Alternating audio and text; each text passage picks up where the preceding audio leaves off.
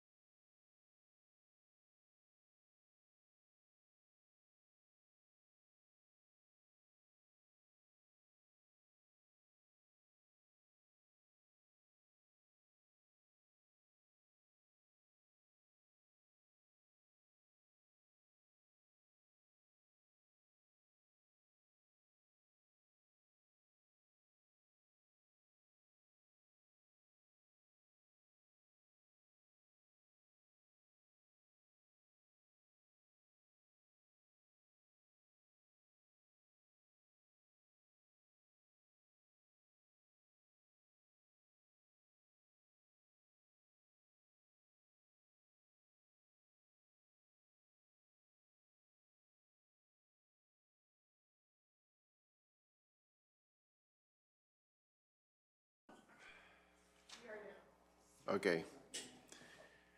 It is now 8:30, so I am going to call to order the regular council meeting of February 27th.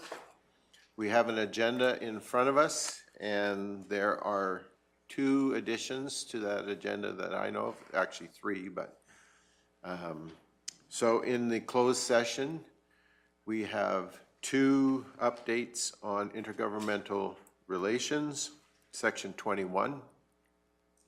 And we have a update on legal, section 24. So are there any other additions? Councillor Cunningham. We'll add additions to the council committee reports for legal seminar and police advisory, please. Legal seminar and police advisory. Thank you.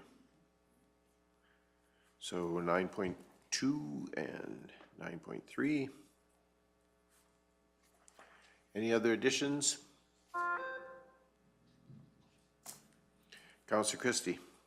If not, I'll move the agenda as amended. Okay, so I have a motion to accept the agenda as amended. All those in favor? And that's carried unanimously. The minutes from the council meeting of February 13th were pre-circulated. Are there any errors, corrections? Councillor Penner? If not, I'll approve the February 13 minutes. Okay, so we have a motion to approve the minutes from the February 13th meeting. All those in favor? And that is also carried unanimously. Thank you. Okay, so we have a bunch of things on our agenda that are later, so let's go to 5.2, Agriculture Service Board and Parks, and welcome. So, good morning, Council. I have before you a few items on the agenda. The first one being the 2024 BMO Stampede Farm Family. And so the Calgary Stampede Farm Family Award is given out each year to recognize those families that ensure the ag industry and their respective rural communities continue to thrive. It is for farm families deserving of recognition for both agriculture and community involvement. Farm family units must be active in primary agriculture, have agriculture as the main source of income, and be active in community involvement, and have members residing on the farm. At the January 9th Ag Service Board meeting, the board made the motion to recommend to council that the Calhoun family, Rod and Carol and Jason and Aaron, of Swalwell be nominated for the 2024 BMO Calgary Stampede Farm Family Award. There is a list here of the past recipients, starting from 1999 all the way through to last year's recipients in 2023. The financial and staffing implications, the attendance of an ASB representative at the awards luncheon and Stampede grandstand show are included in the 2024 operating budget. The recommended motion that we have is for council to approve the nomination of the Calhoun family, Rod and Carol, Jason and Aaron, for the 2024 BMO Stampede Farm Family Award. Are there any questions? So any questions or comment? If not, what's the wish of council? Councillor McGee. I appreciate that this has gone through a good process, and therefore I'm very confident in making the motion to approve the nomination of the Calhoun family for the 24 BMO Stampede Farm Family Award. Okay. Okay, thank you for that. So we have a motion that we approve the nomination of the Calhoun family for the 2024 BMO Stampede Farm Family Award. Is there any discussion related to that motion? Any? Councillor Cunningham. I just want to say I remember many years ago, my dad selling them land when they first came to Kneehill County, and I don't think we're going to find a more deserving family of this award. And I just want to say I'm very happy that the Calhoun family chose to move to Kneehill County many years ago, and congratulate them on this award. Okay, thank you for that. Any other comment? If not, I'm going to ask the question. All those in favor? And that is carried unanimously. The only other comment I would add to that is I think it's our tradition that the local councillor attends that event with them. So, Councillor Penner, I think that's you. And if that's possible, if not, usually our ASB chairman attends. So. Okay, and thank you for that. So, Ms. Sherlock, on to the next item. I'm just going to get really comfortable in this chair. Yeah. We'll see what we can do to make it not so comfortable. So the next request for decision I bring before you is in regards to the Braconnier picnic shelter. This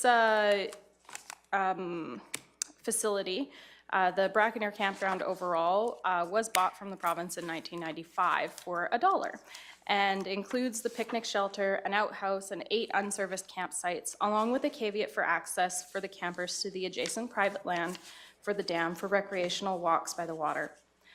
Campers and day-use visitors utilize the picnic shelter for small group events and meals.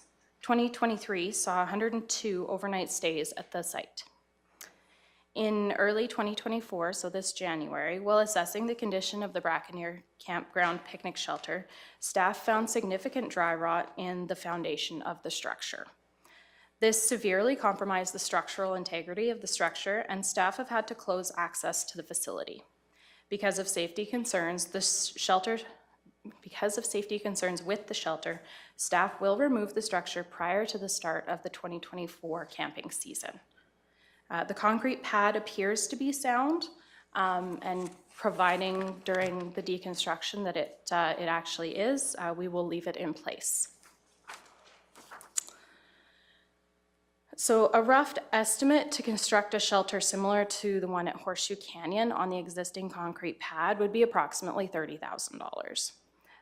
Construction of a new shelter could provide the opportunity for rental of it to groups for secured accessibility. As a replacement for the structure was not something that was included in the 2024 budget, there would need to be additional funds approved for council for its replacement in 2024. Construction of a new shelter could be postponed until 2025 to allow for some more informed planning and budgeting, but it would leave visitors without the services facility for 2024. As this facility is not currently monitored for its volume of use, the impact of its unavailability in 2024 is unknown, but not expected to be significant. So the financial and staffing implications. So the removal of the old structure is expected to take 3 to 5 internal staff days. or 3 to 5 staff, 3 to 5 internal days, and it's something that we've worked with operations when their staff have availability between snowfalls and things like that, that we will work on removing that shelter. And it really just requires the tipping fees, which can be absorbed into the operating budget for that site. Construction, like I said, construction of the new structure could likely be done by internal staff. It would take about 2 to 3 weeks and would require rescheduling of other projects if we were to do it in 2024. Or we could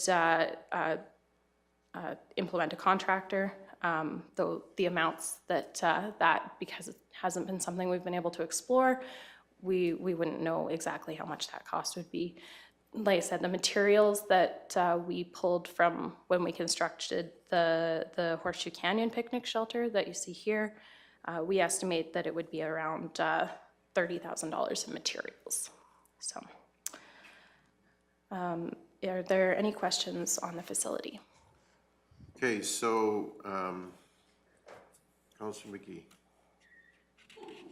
I think I saw your hand. Yes. I was just curious, when I saw the picture of the suggested one, are you maybe looking at other drawings as well, or is this specifically We would what we're absolutely looking be for? open to other constructed designs if that was something that council wished. Again, this is something was not on the plate at all. Right. And we were really assessing it to see if we could put a new coat of paint on it.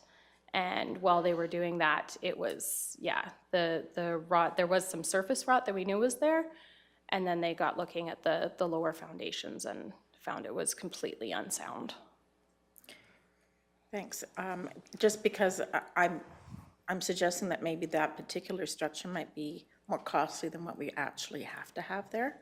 Just curious, though, about what you might know about that. So thank you. Yeah, absolutely. And we can look at different designs and more cost-effective ones as well.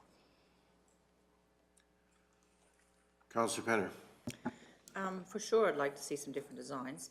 And the reason is when you go camping, the weather's not always nice. And so it is nice to, especially when you're in a group camp, to be able to all come together, but be out of the elements a little bit too. So to have some walls in it of some kind. Okay, any other comments or questions? Councillor Christie. I'm just curious, the last time I stopped there last summer, is there still access to get around the water or not? Or is that closed off now? There should still be access. Occasionally they block that off when the cows are in there, just to try to prevent the calves from getting in to the other Is it still side. stocked with fish or not?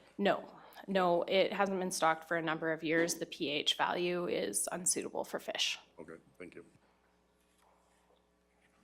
Any other questions or comment? So I would assume that if we're looking at 2025 as the replacement, that if we weren't going to do it internally, we would also come back with a cost of what it would be to actually construct it. Yes. Okay, so the guess is we're probably about 30,000 on materials, and usually you can double that if you're adding labor to the. So is the suggestion, based on what I see here, the suggestion is that we remove it this year and that we plan for it in the budget of 2025. Yes, Okay. that is my recommendation. Okay. Any other questions or comment? If not, I would be looking for direction from council and a motion.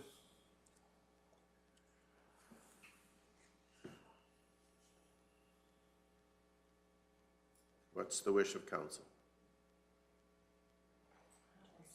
Council, oh, sorry, Deputy Reeve Whitstock, you had a comment or question? No, I would be prepared to make a motion that council move to replace the Braconnier campground picnic structure in 25 and for administration to include a detailed project plan in the 25 budget for the approval.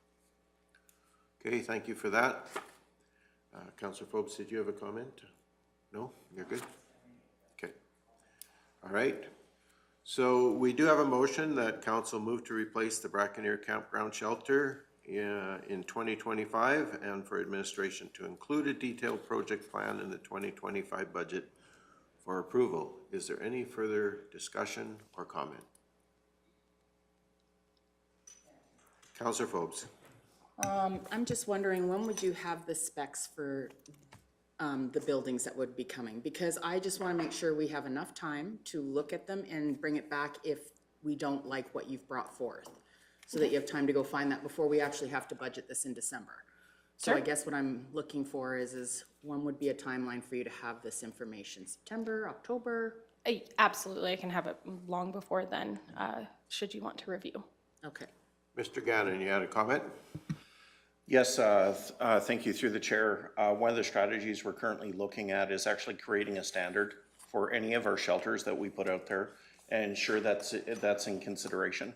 Rather than just looking at the Braconnier itself, we want to look at what that standard would be throughout our park system if we were to put up a shelter. So that might take a little bit of time, but we'll try to do our best to get that in front of council enough time where that approval process to that standard is there. So when we do move forward with the project, all we required to do is bring that standard back to council where they understand that this is the standard that was approved to move forward with replacements. Okay, thank you for that. Any other questions or comments? Deputy Reeve Whitstock. Yeah, ultimately, I made the motion to wait until 25 so that we did have the time to come back and approve whatever it is that we're placing back on that site. If we do run into problems with the cement pad, that gives us additional time and we can do a pretty good job of determining what's good and what's not good. So that's specifically why I didn't talk about 2024. Okay, thank you for that comment. Any other comments or discussion? Okay, I'm not seeing any, so I'm going to ask the question. All those in favor of the motion to replace the picnic shelter in 2025 and look for detailed project plan? All in favor? And that is also carried unanimously. So we're going to move on then in our agenda to 5.2.3, Cemetery Grant Funding Policy 2-2. And again, Ms. Sherlock, whenever you're ready, please. Okay. Thank you, Reeve. This request that I'm bringing forward today is for the new policy for the cemetery grant funding. So at the December 12th council meeting, the 2024 budget that was passed included a $4,000 in project funding for a new grant program for cemetery infrastructure improvements. Currently, under the cemetery policy, Kneehill County only completes maintenance and repairs to existing infrastructure and very specific project-based infrastructure as it relates to solving specific issues with sites such as erosion. Through the years, there have been inquiries from the public about some increased infrastructure services at specific cemeteries that the county owns. In the interest of equality of service levels and fiscal responsibility, these improvements have not been pursued. Recognizing the desire for these improvements by the loved ones of the interned, park staff have created the Cemetery Grant Funding Program to allow applicants the opportunity to implement new infrastructure at specific cemeteries through a cost-sharing agreement. This program provides the opportunity for applicants with direct familial connection to those interned in the county cemeteries to implement new infrastructure such as gates, fencing, vegetation, etc., on a 50-50 cost share basis with the county. Projects must be approved by the manager of Parks and Ag Services to ensure they do not conflict with setbacks, maintenance, or internments, and materials meet the standard for public use and safety. The financial and staffing implications, so it would be $4,000 for this program that's been approved in the 2024 operating budget. Parks staff would absorb the project revenue and review and approvals into the existing services, and ongoing maintenance for the infrastructure is intended to be minimal and would be included in the regular maintenance program ongoing following the project. So attached, you will find the cemetery grant funding policy.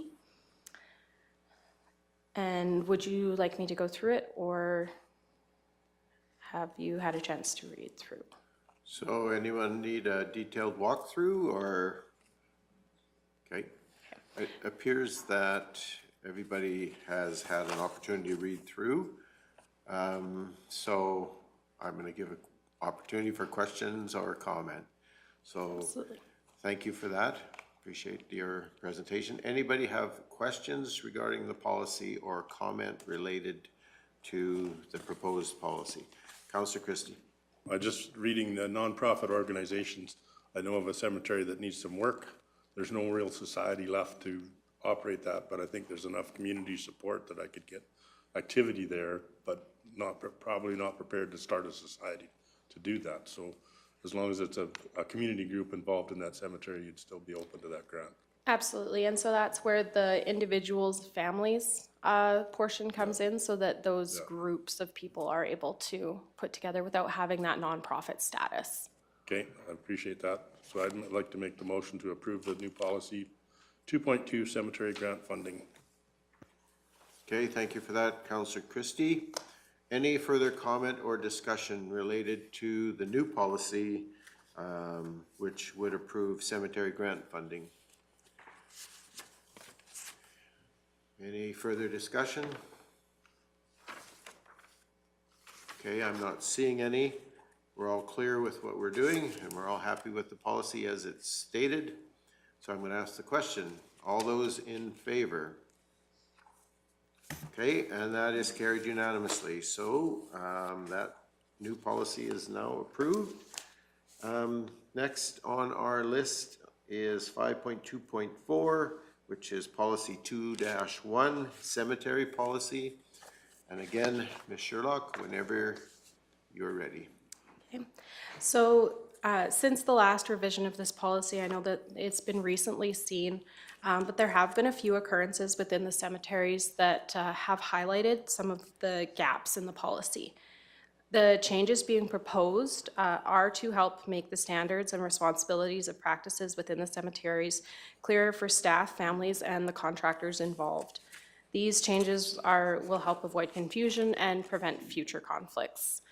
So specifically within this, we're changing, adding the specification that the filled plot shall be level with the adjacent ground. The addition of the annual vegetation plantings and generalization for the vegetation under point 12-A. And so that's just basically saying that you can't plant a tree, shrub, herbaceous perennial, or an annual inside or outside any of the plots. And then the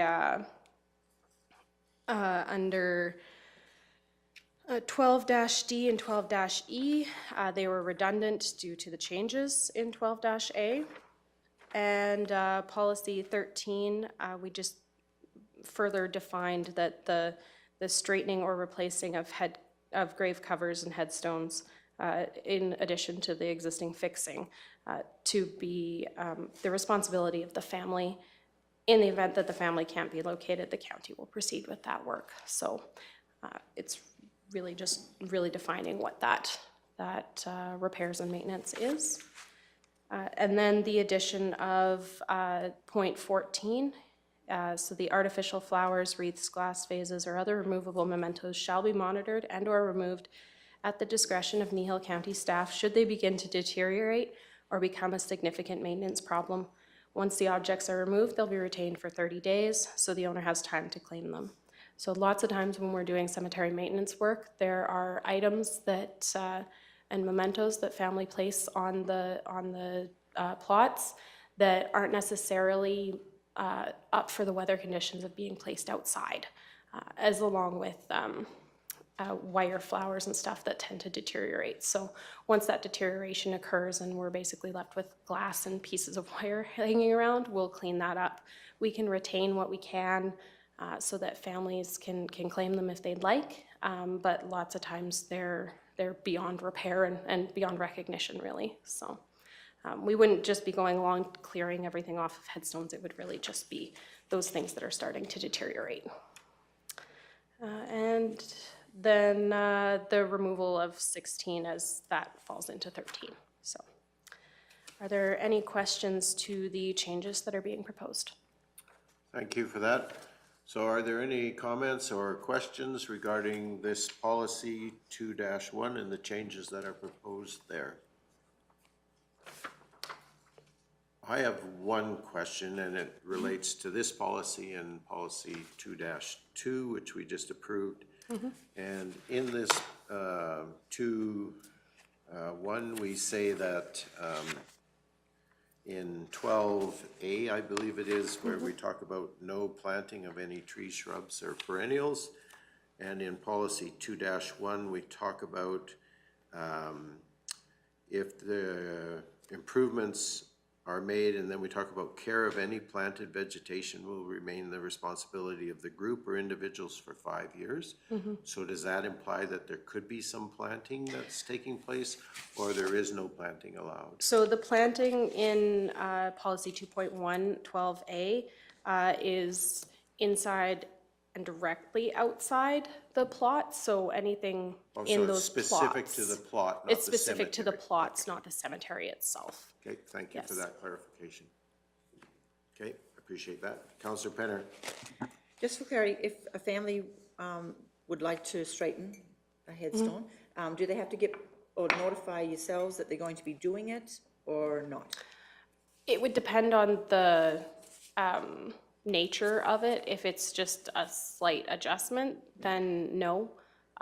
But we would, if there's any sort of large movement, because the plots have to be marked and those headstones have to remain inside the plots, then we would need to be notified. But typically, sometimes what happens is when a burial takes place, the plot will sink afterwards. And if a headstone's been placed too early, the headstone may start to tilt into that sinking.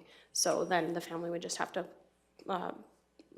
relift that and recenter it. And in that case, no. Okay, any other questions or comments?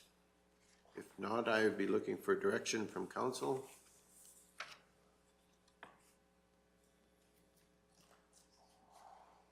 Councillor McGee.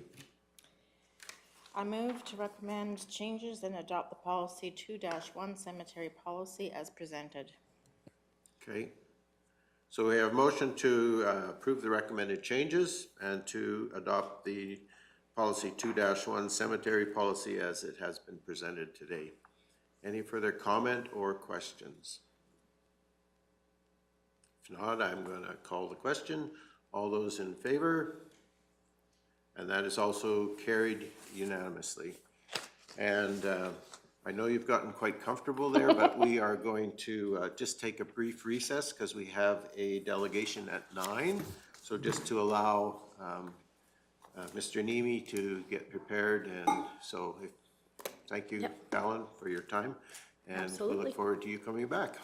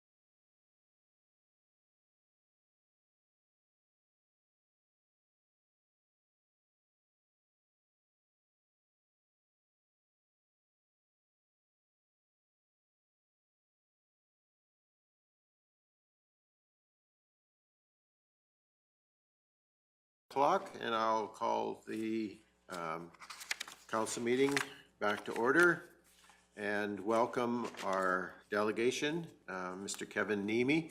Welcome, Kevin. We appreciate you being here today, and we look forward to hearing from you. As you are aware, and I probably told you, you have a limited time to present to council, but we have some flexibility too. So if we feel that we have additional questions or beyond, we can extend that time as well. So I would ask council, we're going to introduce ourselves and the people in the room so you know who all is sitting here. I think you probably know council, but there's other individuals that maybe you don't. And so I'm going to start with Councillor Penner, and we'll go around, and then I'll ask the staff that's in the room to introduce themselves as well. So Councillor Penner. Good morning, Kevin. Thanks for coming in. Debbie Penner. Good morning, Kevin. Faye McGee. Morning, Carrie Phillips. And good morning, Kevin. You know me, Ken King. Good morning, Laura Lee Michelle Cunningham, Division 5. Thanks for coming. Good morning, Wade Christie. Morning. Mike Morning, Ogeechee. Jerry. What's, Oh, sorry. Sorry, Jerry, go ahead. no, sorry to butt in, Jerry Whitstock, Division 3. Go ahead, Mike. Mike Hogan, Chief Administrative Officer.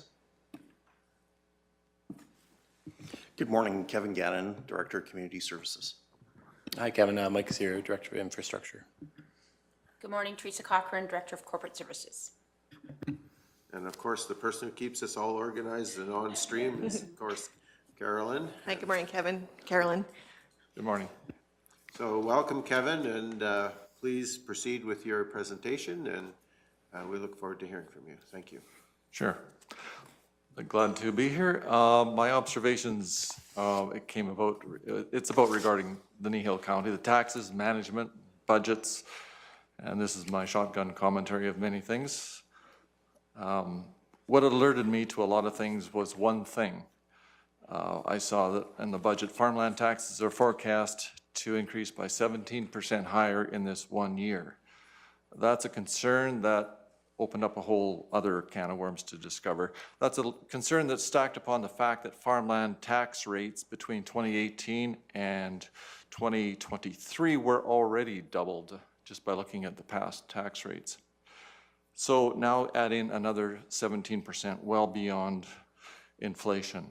So, and it reflects I consider a management shortcoming on the financial side. No other sector of tax resources is anywhere close to this clear overreach on the farmland side. In reviewing how the budget was passed, I can say congratulations to the newer councillors, Ms. Phobes and Ms. Michelle Cunningham, for having the individual initiative to vote against this 2024 budget. But clearly 5 more councillors found no problem with the increased unreasonable taxes. So thank you, Corey and Laura Lee, for challenging the status quo. Regarding the budget, I find it unusual that financial management is not incorporating cutbacks to the spending or controlling of your financial resources. And I have several points. What do I find concerning in your budget? Point number 1, the Canyon, you have a $3.2 million expenditure booked for the Horseshoe Canyon Interpretive Center / washroom for 24-25. I think that's just crazy money. That sounds like somebody's Taj Mahal's for unknown glory. 3.2 million is about 10% of the annual county budget, not to mention you want to pull money out of reserves to supplement this county palace of unknown value and no financial return. Budget point number 2, parking lot repairs of $350,000 to 1 parking lot. I find that quite an extreme number, but you can challenge me on that one. But I find I did paving this year and it's should be nowhere near that extreme dollar value. Budget point number 3, roadside weed control budget. Let it be known by all that the county management and councillors of the past, and many are still in this room, were the ones that brought in kochia contaminated gravel years back and are fully responsible for the county-wide contamination of kochia. It's on the roads, it's moved into the fields, and if you think you can spray them out with a planned program of chemicals that are largely chemical-resistant weeds, good luck about putting that genie back in the bottle. Budget number 4, budget point. Growing the Kneehill event. This half-day event that optimistically might get 500 people involved, and it even could get rained out, has a budget of $60,000, more or less. And now, couldn't that best be carried out in an arena or a hall or something like that? And there's already the town farmers market anyway. And this could be done at much reduced costs. $60,000 divided by 500 people, just being optimistic, is $120 per person. Do you see real value in that? And what if there's only 300 people? That would be $200 per individual that ever attended, and that seems like weird budgeting to me. Extremely rich for the elite who want to be there. Budget point number 5 to challenge. There's a shop position, and it looks like just being a partsman. And interesting that you can have a position with no skill sets required, essentially a bean counter, so highly paid, starting at $100,000 per year in the budget for such a general skills level. And that would almost be probably $40 per hour, is what I'm sort of estimating. I find that way out of line. And given this singular budget, there must be an exceptional need for a payroll review of the entire county, is what I see. Other topics. Linear property taxes. I think that's an interesting item of tax interest that I never thought about before, and most people don't. Think about this. The huge tax revenue tax source is 2/3 of the entire county revenue of the 2022 financial statement, for example, $19.3 million. This linear tax revenue might be overlooked as a windfall gift from the government, or it's closer to entitlement by this level of government. If you really consider it, the linear taxes are essentially the pipelines and infrastructure that cross the farmlands all across this county. That tax source needs to be seen in a different light. The county did nothing to earn it, but it's the farmers that have the encumbrance of the pipeline's presence, because you can't build over them. And yet, the farmer only got paid once at the beginning. The reality is that linear taxes go along with the farmland, and the farmer gets nothing but an ongoing encumbrance, and yet the county gets the linear revenue and taxes. As a result, the farmland is paying far more taxes per acre than shows on the financial statements. We as landowners should be getting rent for the pipeline in realism, and the county should receive nothing. And it should be a different balance as to in the logistics of the way it's delivered. That's a provincial responsibility, but that's the way I see it. If you did a rough calculation from the 2022 financials, linear taxes, this $19.3 million, again, 2/3 of the tax base. If you divide that by the farmland acres of 836,000 acres, you come to about $23 per acre. That's a lot of free money and taxes you've already getting from the tax base of the farmland. I repeat that's linear tax is like entitlement financing, without acknowledgement to where it really comes from. The further 17% tax increase you proposed, so easily tacked on as unnecessary, you've already got lots of cash to play with. Another point, revenue stabilization fund, you're pulling cash out of reserves, I see, as an ongoing thing. Instead of having this frivolous spending ideas, can't you at least stay out of the reserves? Your increased taxes, and you still borrow from your savings account, that's called deficit financing. And that's not much more like budgeting like a sailor who spends their money on shore leave.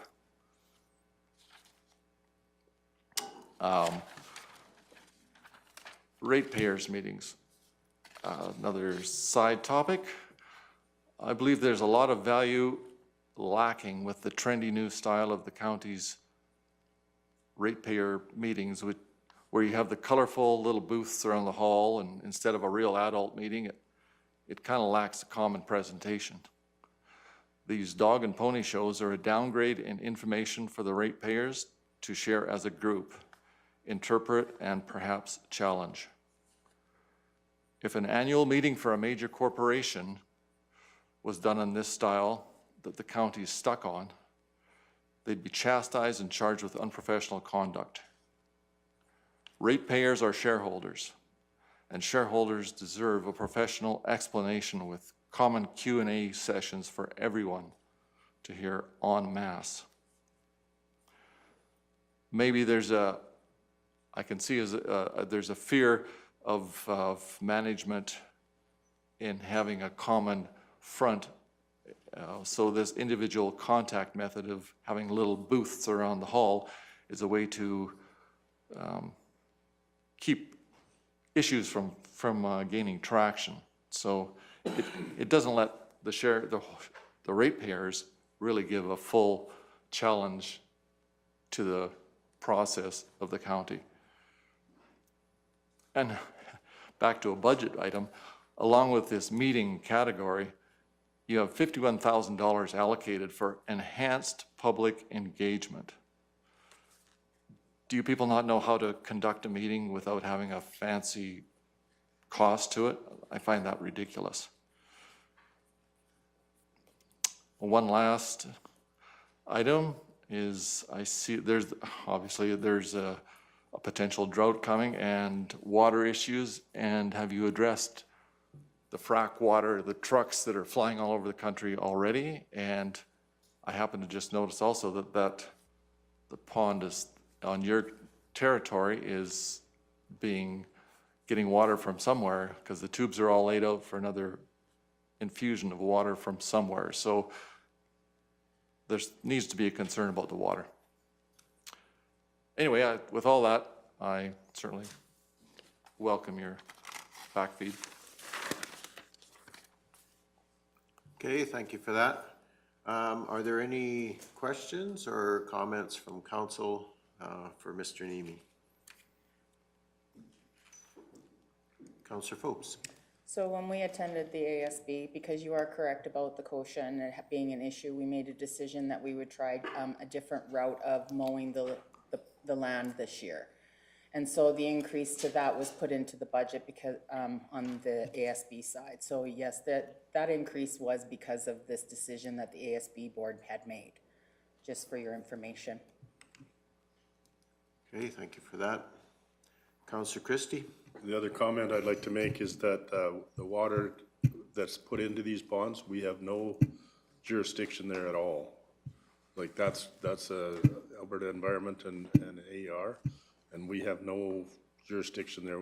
They have to follow flow rates of where they're drawing that water, but we have no control of that. Just before I go back to you, Councillor Phopes, it's also, I think, worthwhile making you aware, Kevin, that we are pushing up the line concerns about water. This council has major concerns about availability of water to people and livestock particularly. And so we are engaged in conversations questioning the allocation of water and why it's being used in the way it is. So we're not unconcerned about what's happening on the water side, for sure. Councillor Phopes? Thanks. I was just going to add the exact same thing, as well as advocating at RMA to the ministers, because that is something I would be willing to do, because I do see this. And water, we can't live without it. So having it being fracked into the earth at this current time during a drought, probably not the most necessary thing. But that's not my choice as a councillor. That's the province's decision, unfortunately. Yes, I see the county of Foothills, I believe it is, sent out a directive. They got on the news about it, and this is a major frack point in this county. And groundwater relates to surface water, so that has to be addressed, for sure. Okay, thank you. Yeah, it's something that's certainly on our radar as well. And if you look at depending on who you talk to in the rural environment, there is a concern about use of water for frack anyway, regardless of whether it's in a drought year or a plentiful water year, so. Any other questions or comments related to what Mr. Niemi has brought forward from council? Councillor Cunningham. Not really a question so much as I do understand your concerns, and I think if I'm hearing you correctly, it's not only the 70% in tax, it's also how that money is being spent. These folks around the table are probably sick of me saying this, but I always go back to the late Margaret Thatcher, who said we have a duty to make sure every penny piece we spent is spent wisely and well. And that's where I am sitting at this table, is to ensure that we're very observant with where our ratepayers' tax money is going and how it is spent. Okay, thank you for that. Any other comments?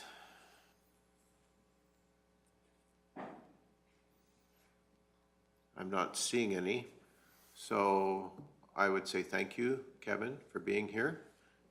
I noticed a lot of note-taking being done while you were talking, and so, like I said to you earlier, it is appreciated when ratepayers take the time to bring their concerns and comments forward, and I do want to say thank you for being here and bringing your concerns to us as council.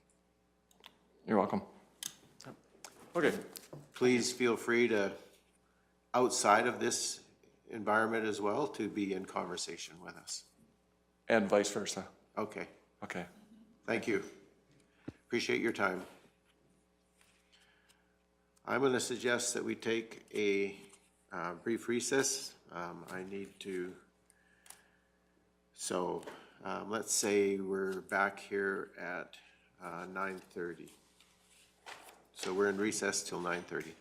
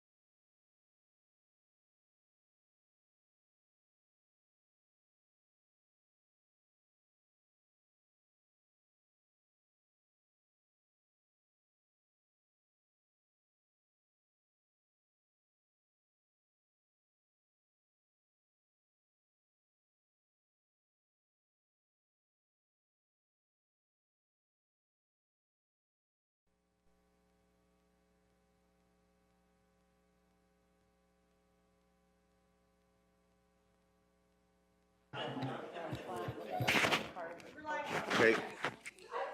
So it is now 9:31, and I'm going to call the council meeting back to order.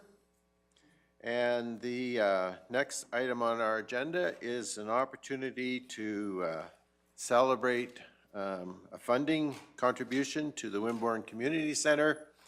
And of course, we welcome back Mrs. Weimer and Mr. Goodbrand.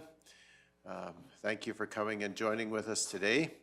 And I'm going to invite you to come up here, and I'm going to invite council to join, and we have a big check for you, and we have a plaque for you and a small check for you. The small one is probably more valuable to you than the big one.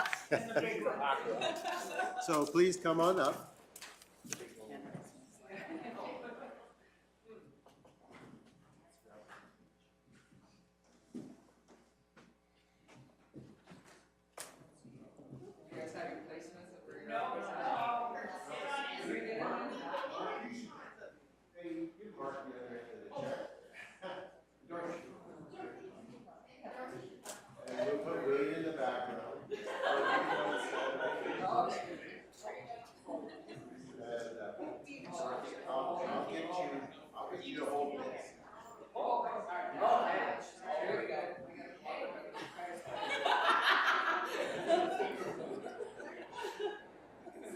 Can you get us all, or you have to really squish it? It's gonna look like a face.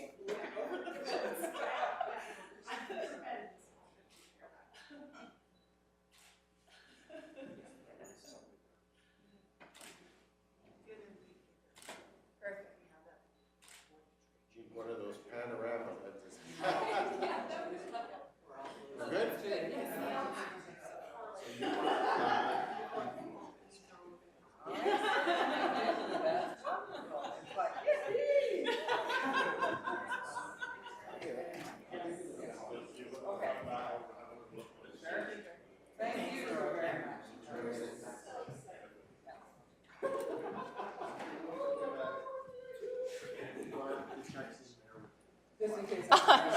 Don't throw the box out. To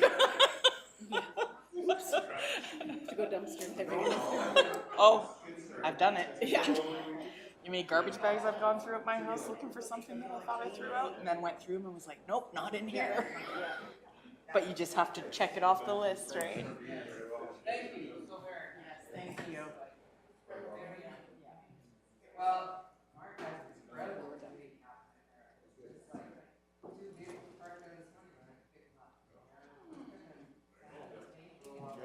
Awesome. I have a question for all of your trades. Does anyone know of a place for secondhand chairs? We got ones from Trochu Hall years ago. And up to like banquet chairs. You know? And the new ones are $100 a woman. Buy them. Oh, like to donate them? Yeah.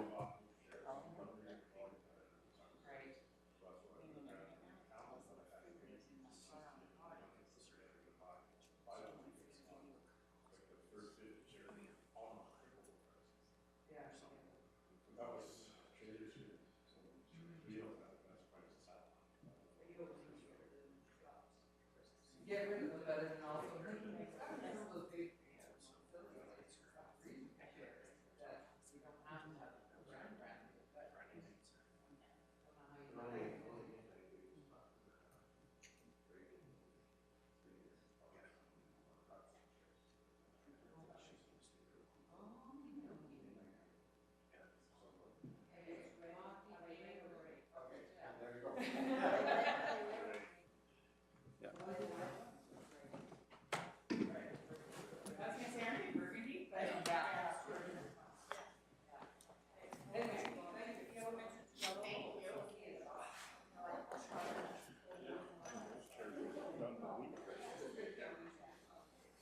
I know there's a youth center that they're trying to get going on. Okay, after that brief interruption and photo opportunity, thank you again Mark and Dorothy for coming today and spend the money wisely, and we look forward to seeing the end result, so. We'll let you know when we have our open house. Still slated for April 13th, but. Okay. Okay. Thank you. We look forward to that. Have a good day. All right. I know that we have Trochu Housing Corporation delegation scheduled for 10.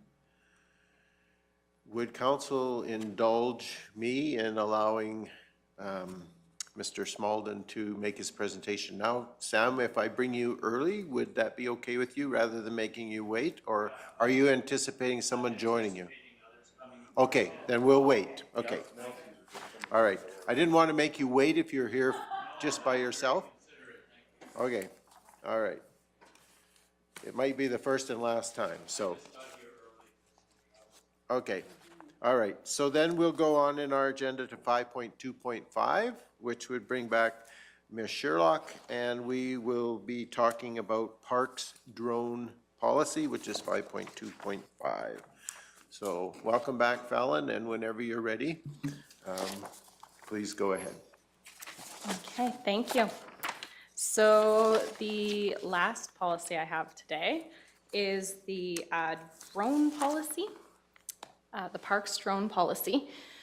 So since the adoption of the drone policy in 2022, we've had an opportunity to work with the system created for permitting the drones at the use of the county site and have determined some changes to be made based off of the federal licensing process. So we had some of the things where there were advanced operator licenses needed where people didn't have those because they weren't necessary for the operation of the size of drones that they had.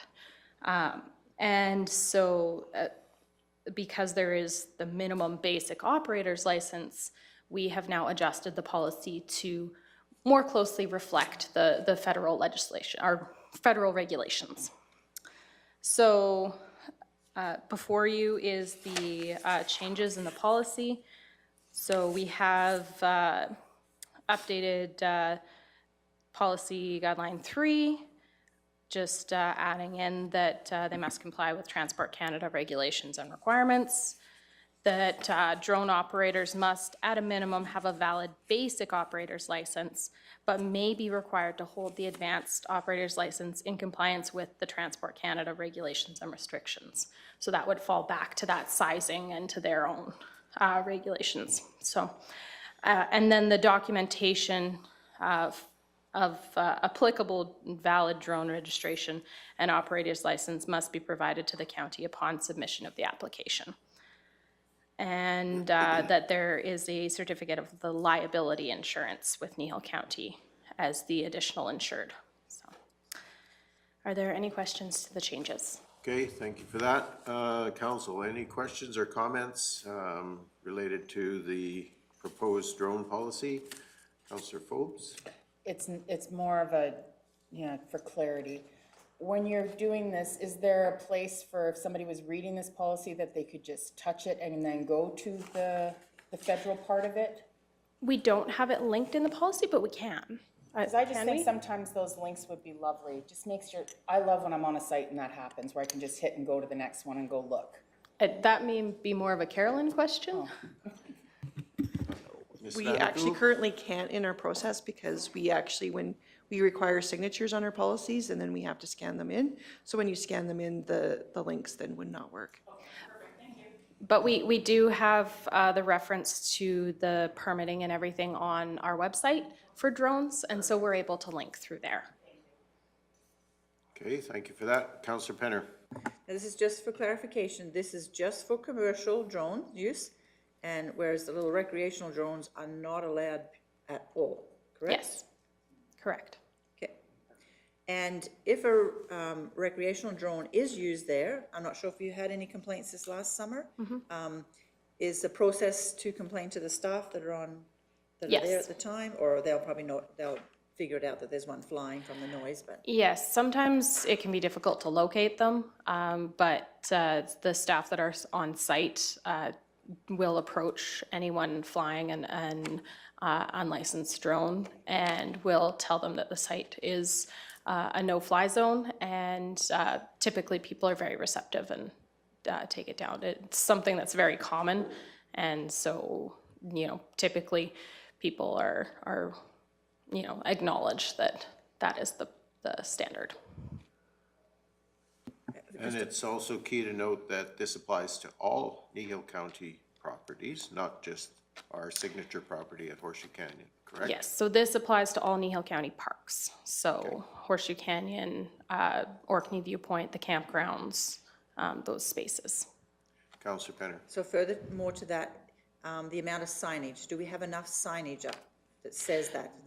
We do have considerable signage on the Horseshoe Canyon site and I believe the Orkney Viewpoint site. I'm not sure where our signage is on our campgrounds at with that, but I will look into that. Okay, if I could leave that with you, just to follow up, you know, nothing pertaining to this approval today, but just to make sure we have adequate signage. So that's a request for some additional information on just what we're doing, particularly probably more campgrounds, is what you're thinking, Councillor Penner, or?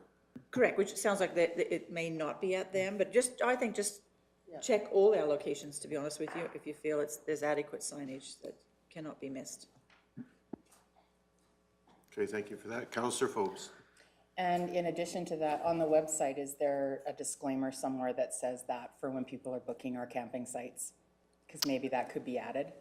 Yeah, absolutely. I can look into that. Just a quick way for someone to see that, hey, there is a policy in place for drones.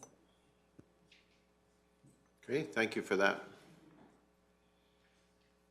Any other comments or questions? Any other discussion? If not, I would be wondering what is council's wish. Councillor Cunningham. I'll move that council approve the recommended amendments to and adopt the policy 12-5 Parks Drone Policy as presented. Okay, thank you for that.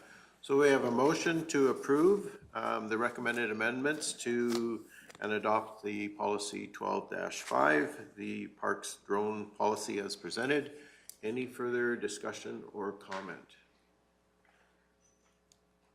I'm not seeing any, so I'm going to ask the question. All those in favor?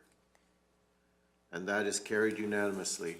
And thank you very much, Ms. Sherlock. Thank you, Council. We appreciate your help and your presentation. Thank you. Absolutely. Thank you.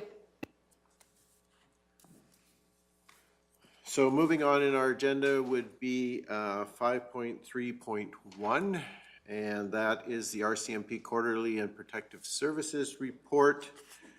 Do you want me to delay that for a minute? Okay, not a problem. So then we'll go on to 7.1, which is legislative authority and signing. And Ms. Vanderkool, are you taking this one? Yes, I can take this one. Okay, if you would, please. Just getting myself together here. So hello, council. I bring you just a procedural item today. When anyone is hired and has signing authority, part of their work position, we need to get a motion from council to have on record. And once the minutes are approved from that meeting and signed, we send those meeting minutes to the bank, and then they can start their process for getting that person on for signing authority. So with that being said, Teresa Cochran started her position here at the county in February, and we require her to have signing authority. Okay, thank you for that. And it is Teresa Cochran. I'm glad somebody else has problems with names, not just me. So any discussion or comment? I don't think we have any problem with this procedural issue, so what's the wish of council? Councillor McGee. Thrilled to have Teresa on staff here. Thank you for joining us. And therefore, I would like to make the motion that we appoint Teresa Cochran for the term of her employment in Kneehill County as an authorized signing authority for Kneehill County. Okay, so we have a motion that we appoint Teresa as a signing authority for Kneehill County for the term of her employment. Any further discussion or comment? Councillor McGee. Sorry, Carolyn, I just suggest taking their employment and putting her instead on the motion.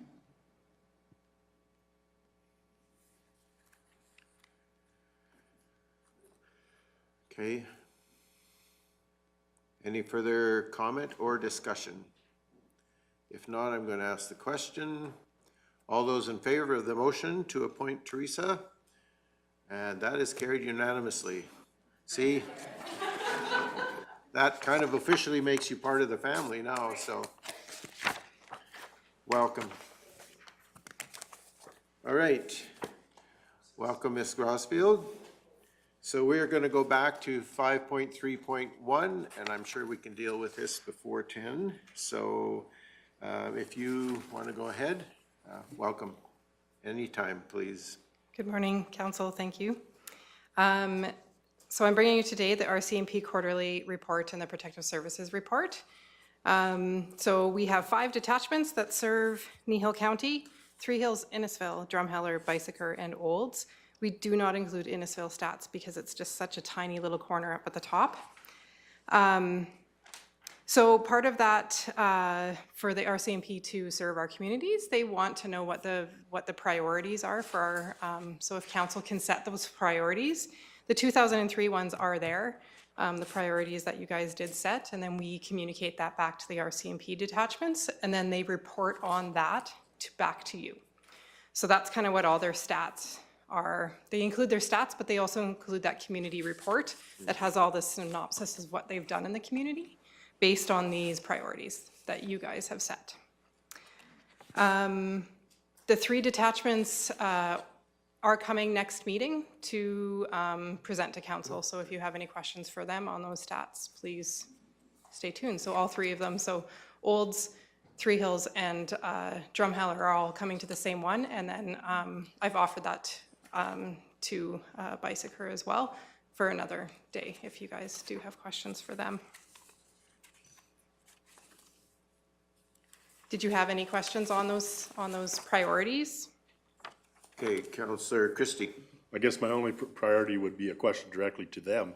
Do they ever sit down as a collective for Kneehill County amongst themselves? I know they communicate when there's a problem between each one or two, but do they sit down as all 5 and say, this is what Kneehill County's doing? And I've brought that up to them several times as the victim service chairman, several times, but. Through the chair, yes, I think that they do on a case-by-case basis talk to each other when there's overlap, for sure. But I'm not sure they actually have meetings with all 5 of them together. Okay, I'll chew on them some more. He can ask that question when we appear. Councillor Penner. Yeah, great question to ask when they appear or come to present to us. Just want to put it out to council, has anybody heard from the ratepayers that they would like to see our priorities change? I haven't heard anything, and so I see a lot of heads going no. So I guess what you're hearing is we would feed back those same priorities for the current year to our detachments. Councillor McGee, and then I'll come to you, Mr. Gannon. My only question is, do we want to hear their report and their presentation before we ratify those priorities? I would rather make that motion later. Okay. But that's just a suggestion. I'd just like to hear your feedback. The only comment I would make is in this report that's in front of us, they are reporting on those priorities to us. So we could wait until they've been here to ratify those priorities for 2024, but they are currently reporting on them to us in the material that's in front of us today. Mr. Gannon, you had a comment?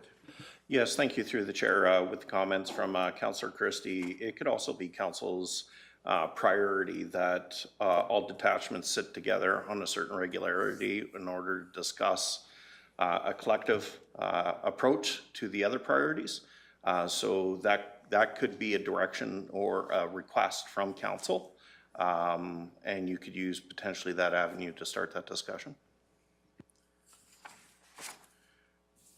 We might have problems in terms of dictating that request, but we could make it without, and then leave it in their hands. So if there's a sense that we want to wait until they are here to reaffirm those priorities from council, then certainly perhaps that's appropriate that we do that.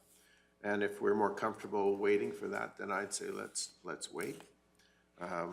So if that, am I sensing that's the wish from council right now? Yeah. Councillor Penner. Yeah, for sure, but I think we could make the number one motion today, accept the reports that we've been given, but leave number two till after they present to us. That's okay. So in saying that, I'll make that motion that council accepts the RCMP quarterly report and Kneehill County Protective Services report as presented.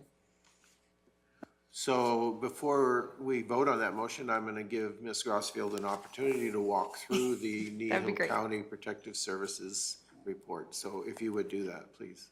Sure. I just kind of wanted to go a bit of a sidetrack because this came in kind of after our request for decision went to council or has been submitted. So just as a note, and it was brought up at our police advisory committee meeting, that there is, the government of Alberta has the Police Amendment Act that was approved in 2022. And that establishes that civilian governance bodies for all communities policed by the RCMP are to have advisory boards. And so because we are a community that's less than 5,000, we would have, there's 15 representatives that would actually sit on a provincial board that does community priorities for those communities under 5,000, and then would advise RCMP on those. Doesn't mean that we can't have our own citizen advisory boards, but that's kind of one of the engagement pieces that the province is working on right now on governance bodies throughout the province. So there's a survey that was attached that I kind of went through and looked at that on behalf of council and our communities. But that's kind of just a bit of a sidetrack and where that is. So the province is doing an engagement piece on that, just so that you are aware. So question for you then, is that engagement piece available to us as councillors to provide feedback to the province, and the selection process for that committee of 15? Is there information that would be available to us so that we could see what that process looks like? Yes, there is a bulletin that I can send through the CAO to council if you'd like to see that. I know like there's engagement happening right now, for instance, like on healthcare, and because we are contributing significant dollars to policing, if there's opportunity for us as council to have input into that, I think that there would be a significant desire to do that, just to be able to provide that feedback. So if you would do that, that would be greatly appreciated. Thank you. Yep, you bet. Okay, and so then just to go through the report a little bit more.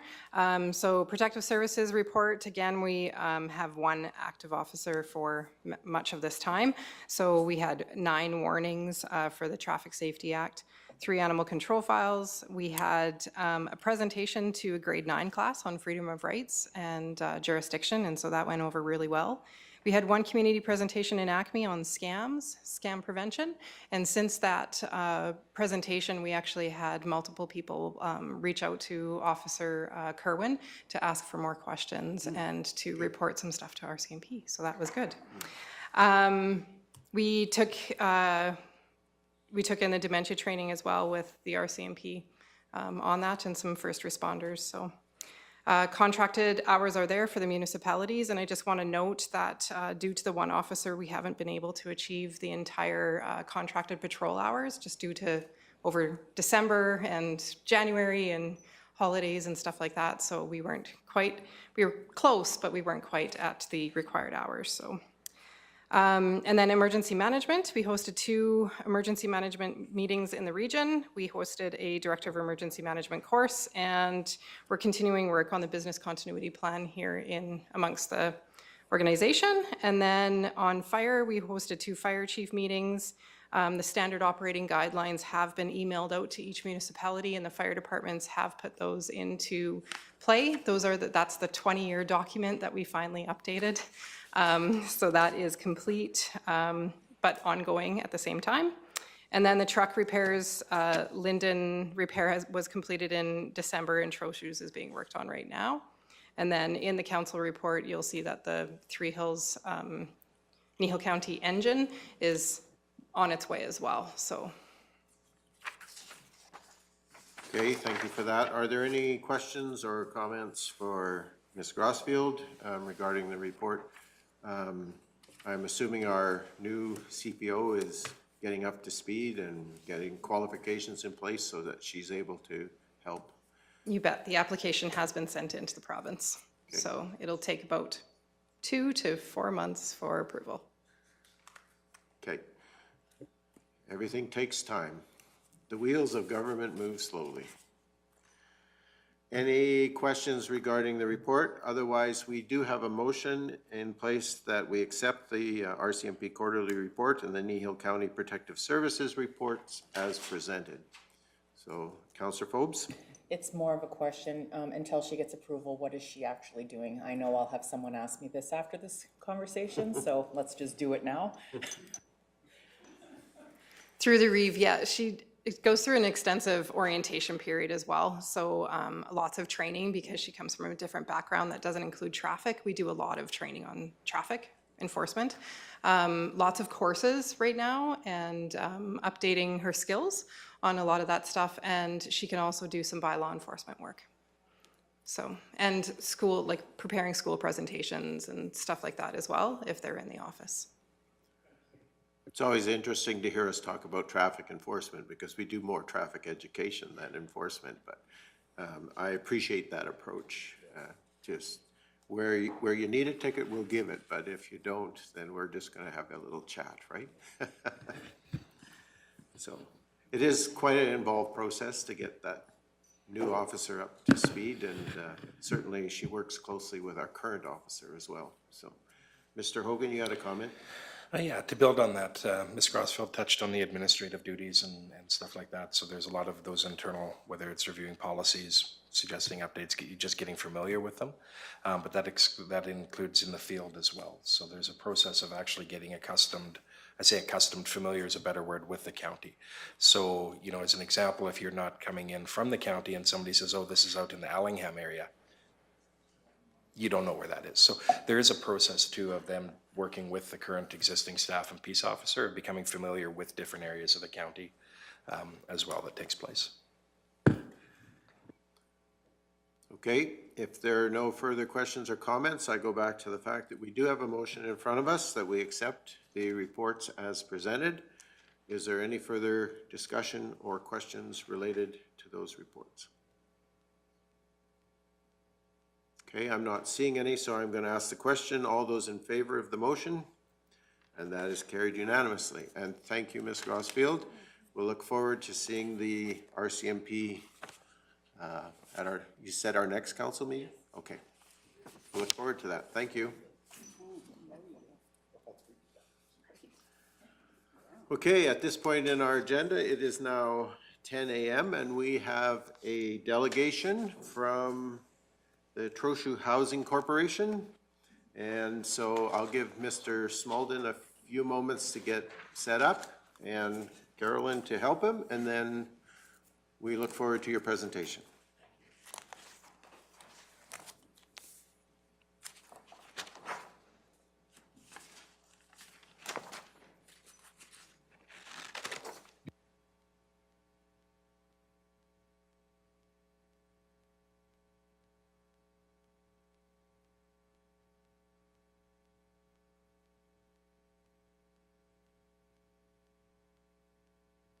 Thank you.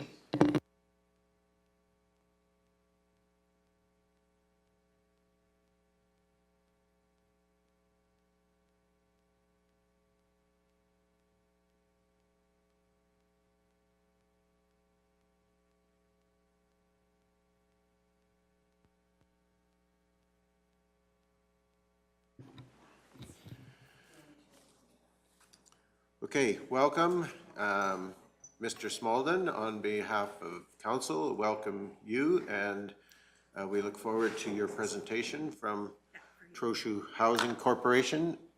I will remind you that we are streaming and live, and so we request, if you're going to make comment or speak, to make sure your microphone is on. And it is, as long as you have a red light in front of you. That doesn't mean stop, that actually means go. Okay. So welcome. I'm going to have council introduce themselves, and then I'll have our senior management team that's here in the room introduce themselves as well. And then if you would introduce yourself and your partner there in crime, do the same. So Deputy Reeve Whitstock, I'm going to start with you so I don't forget you this time. So if you want to start, please. Hey, good morning, guys. Jerry Whitstock, Division 3. Councillor Penner. Good morning, Debbie Penna, Division 2. Hello, Faye McGee, Division 1. Carrie Forbes, Division 4. And of course, Ken King. Good morning, thanks for being here. Laura Lee Michelle Cunningham, Division 5. Wade Christie in Division 6, so I'm west of Trochu. Thank you. Go ahead, Mr. Hogan. Chief Administrative Officer, Mike Hogan. Hi, Mike. Kevin Gannon, Director of Community Services. Hi, good morning. Mike Sear, Director of Infrastructure. Okay, thank you. It's the cone of silence, actually. We're just helping Mr. Gannon out. So Teresa, go ahead, please. Good morning. We'll allow Mr. Gannon not to be blinded by the light. I'm Teresa Cochran, Director of Corporate Services. Okay, thank you.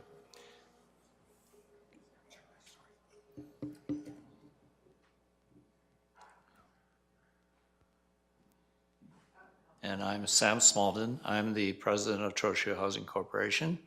And this is Scott. I'll let him introduce himself. Good morning. I'm Scott Berg. I'm the Senior Operating Officer for Continuing Care for Covenant Health. Okay. Welcome. Thank you. Appreciate you coming and being here with us today. And hopefully we've got the kinks worked out of your presentation. Yeah, I see it on my screen, but I don't see it on yours. So there it is. are. Do you want to do that? Okay, so I think that's what she's doing then. So I'll just indicate next slide. So.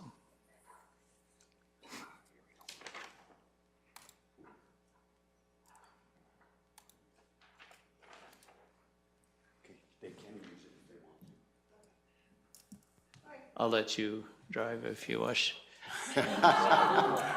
You already driven from wherever this morning. You don't want to drive anymore? I had my coffee too, so I should be okay. So. Okay. Please well, go. Thank please you. Go ahead. Thank you, Reeve King and councillors. It's a pleasure to be here. It's, I believe, the first time since October 2021. So it's been about 2.5 years, maybe just shy of that. But I'm happy to be here. I wanted to achieve two things today. One is to give you an update, and the other is to speak to a requested change to the agreement that we have for borrowing. I'll speak quickly to the agreement because it's very slight changes. One is two parts of the agreement are, one is not to exceed 20 million at 4% for 5 years. We would like to have 20 million at 5.5% for 5 years because the interest rates have changed since 2021 and the borrowing is likely to be around 5%. The additional 0.5% just gives us a corridor of safety in case they go up. We expect them to go down, but we don't know. So it just gives us a chance to update the agreement to what is likely. The second part of the agreement is for 20 million no longer than 4 years. We would like that to be 20 million no longer than 5 years and starting at the present time as opposed to in 2021. The reason for that is we have more certainty because we received capital grant funding. There were 4 conditions. One was for $19 million to be received as capital grant, and we have received 21 million, so we have met that. The second condition was for 90% life lease sales. We have presently about 80%. We were at 88%, and we've had all our life lease people stay with us except 2 refunds. And both of those were one was for medical and one was for the individual passing. So it was not for anything to do with the project. The consultations was the third part, and we have had favorable response from the ratepayers. We will again have a formal meeting with ratepayers, but we have had that meeting and had positive results. And the fourth condition was to add a county representative onto our board, and we're very happy to have Reeve King and Councillor Christie as our alternate, and that has been going on for, I believe, 2 years now. So I would like to go through the presentation and give you just an update on what we've been doing and give you some information and certainly answer any questions that you might have. So first slide, if we can. This was all sent in advance, so I won't go through everything except that this is the agenda that I will follow through those 7 items. Next slide, please. So to remind you, the things that have changed and haven't changed, the 12 acres is still the same, the 80 units is still the same, and it's split up as 40 units of supportive living, SL4 and 4D, or long-term care. And Scott is here because he'll be able to help me with any answers with regard to care delivery. And I believe last we heard that that is still in flux. So. Yeah, the difference, whether it's supportive living or long-term care, doesn't impact design or construction, any of that. It's more what is the best need, what's the need in the area. And we are working with Alberta Health Services to determine that. And the key in what we do is what provides us the most flexibility so that people can age in their community and not have to move to a different facility if they require a different level of care. So that's the goal, and it's sort of, some of this is just sort of some semantics on how we achieve that. Okay, thank you. The 16 units are lodge level, and again, our capital grant funding that we've received to date has been $11.5 million from Alberta Health for the 40 units and $9.5 million for the 16 units. And the reason there's more for the 16 units is because there's large common space area that's required for social and activities and food.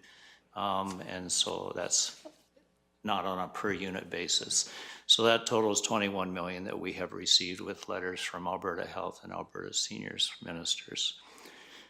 24 units of independent life lease is the same as what we have presented previously. And I mentioned we have 19 pre-sales and we have started marketing that. And so you may see that in the capital. We're starting to actively market to fulfill those final 5 units. And we believe we will have no trouble filling that. Just before you go on, Sam, I have a question related to the extra space associated with the lodge living, and you talked about the dining space. Yes. The people who are in the independent living, do they have access to potential meals as well? And so would there be dining space, or Yes. would it be like Meals on Wheels, or how would that work? They would share the same dining space, but they would have access to pay for meals on a per meal basis. So we would offer them a plan that they could buy monthly, either lunch, breakfast, supper, or all 3. Okay, thank you. Yeah. Councillor Cunningham has a question as well. Yeah, so I'm a little bit newer, so a little bit late to this party, so I just want to catch up a little bit. So the 40 units on the long-term care, is that included dementia care, like a locked facility portion of that? Well, that's to be determined whether it will require a locked area. So we will be able to have people with dementia. It's, we have to work out some of those details. So when you say require, is that like, are you looking at the demographic of this area to determine if it's a need, or how is that? So the way it works currently, this might change with some of the changes in health, is that Alberta Health Services assesses individuals' needs for what is the most appropriate place for them and what their level of care is. They have done a needs assessment for all of the communities in Alberta on what they need. Currently, we don't have, in Trochu, we don't have secure dementia space. Doesn't mean that we don't care for people with dementia. Thank you. Okay. The idea is to have the design flexible enough that if that was a request from AHS, that it would be available within that facility. Correct? Yes. Okay, thank you. And so then the dollar costs for the project have gone up. The last time we talked, our estimate was about 32 million, so that's an additional 9 million. And again, interest rates have gone up and the cost to build has gone up. I can say that I'm told that it's stabilizing, but it's stabilizing at a high level compared to the last time we were here. So the things that have changed and not changed in the funding is that we still are looking for 10 million at the same level in takeout financing. This would be similar to a mortgage on a house at roughly 25% of equity. We have that being guaranteed by Covenant Health, and that has not changed in this presentation. The 5 million from Life Lease has not changed in that that is what we promised and that's what we sold those units on, so we really shouldn't change what we've agreed to. But there is 10% deposits received from all of the pre-sales, and the balance and total of money received from Life Lease will be borrowing on the Life Lease agreement for 5 million. The 24 million is higher than the 23 million or 21 million that I mentioned earlier. That is because we still have one grant outstanding, and that's for CMHC. We are expecting and adding a bit of pressure right now to get an answer from CMHC because there seems to be a lack of alignment between provincial and federal housing strategies. And so we have been working with our MP to sort of get some attention to our project. We have a letter from the Federal Minister of Housing about a year ago, and we've tried to re-engage because now that we have the provincial funding, we need to proceed. And so the call is out for that, and that should allow us to have 24 million in capital grants. And again, the borrowing agreement has 19 in it for your reference on the agreement for the partnership with Kneehill County. 2 million for fundraising is new, and that makes the 41. We do expect the project to cost at least 41 million. There could be an estimate right now at the front end before design is done that it could be 43 million. Our goal is through value engineering to keep it down, and so the option we have is space. The space that we have as an option would not be any of the housing space in terms of the number of units and roughly the size of units. The first space that we would look at is the common space and the available space that's not required for necessarily daily living. It's nice to have, so we will look at that certainly in trying to make sure that we live within the funds that we have. So we're targeting an estimate at present at 41 million. The 20 million estimate, which we had asked for a guarantee from the county, has not changed. We still expect the cash flow, which will be repaid from our grants for the 20 million. So we have 21 million now in funding that will be used to pay the 20 million back and secure that for the county. We now have those letters in hand, so those are part of our support for that cash flow. Next slide, please. So very quickly, the stakeholder model has not changed. This is a project for Trochu and surrounding area and the county. So this adds capacity for seniors housing. It replaces a facility for 56 units at St. Mary's Health Center. So you get the 40 units and the 16, which is 56, which are the current number of spaces. And we have shifted to more 24/7 care than lodge, so the makeup is different. And even the 40 will have a composition that will be driven by Alberta Health and Alberta Health Services with Covenant Health, sorry. We do have a partnership with Kneehill County and Covenant. Covenant will be the operator and the care delivery and borrowing guarantee on the operations. And Kneehill County is a partner on the borrowing for the build so that it will be borrowed and repaid by the time it opens. That's the plan. The federal government, again with CMHC, and just indicate that we have done government relations with our MPs and our MLAs, which have been very useful. We've made presentations to, I think, 3 ministers of health, 3 ministers of seniors, and we've presented to the MP, and we have the MP currently working with us, as mentioned, for CMHC support and funding. Next slide, please. The development process has not changed. We are currently in project planning. I've given you a diagram there that the architect has provided. We are finished the schematic. We are in the design process. We are reviewing contracts, and we're preparing for a tender in early summer. We then would move on to a tentative construction start date of October this fall, before the winter. It's not the best time to be starting, but that's the time we have. Our funding from the government has a 12-month window that they have given us a letter, and we need to get going. And so we have a letter dated December, which means we have to be on the site before December in order to meet that criteria. Commissioning would be a 3-month period that would start in January 27, and we would hope to open at the 1st of April in 27. So that's our current timeline that we're working with. Next slide, please. The planning and site work.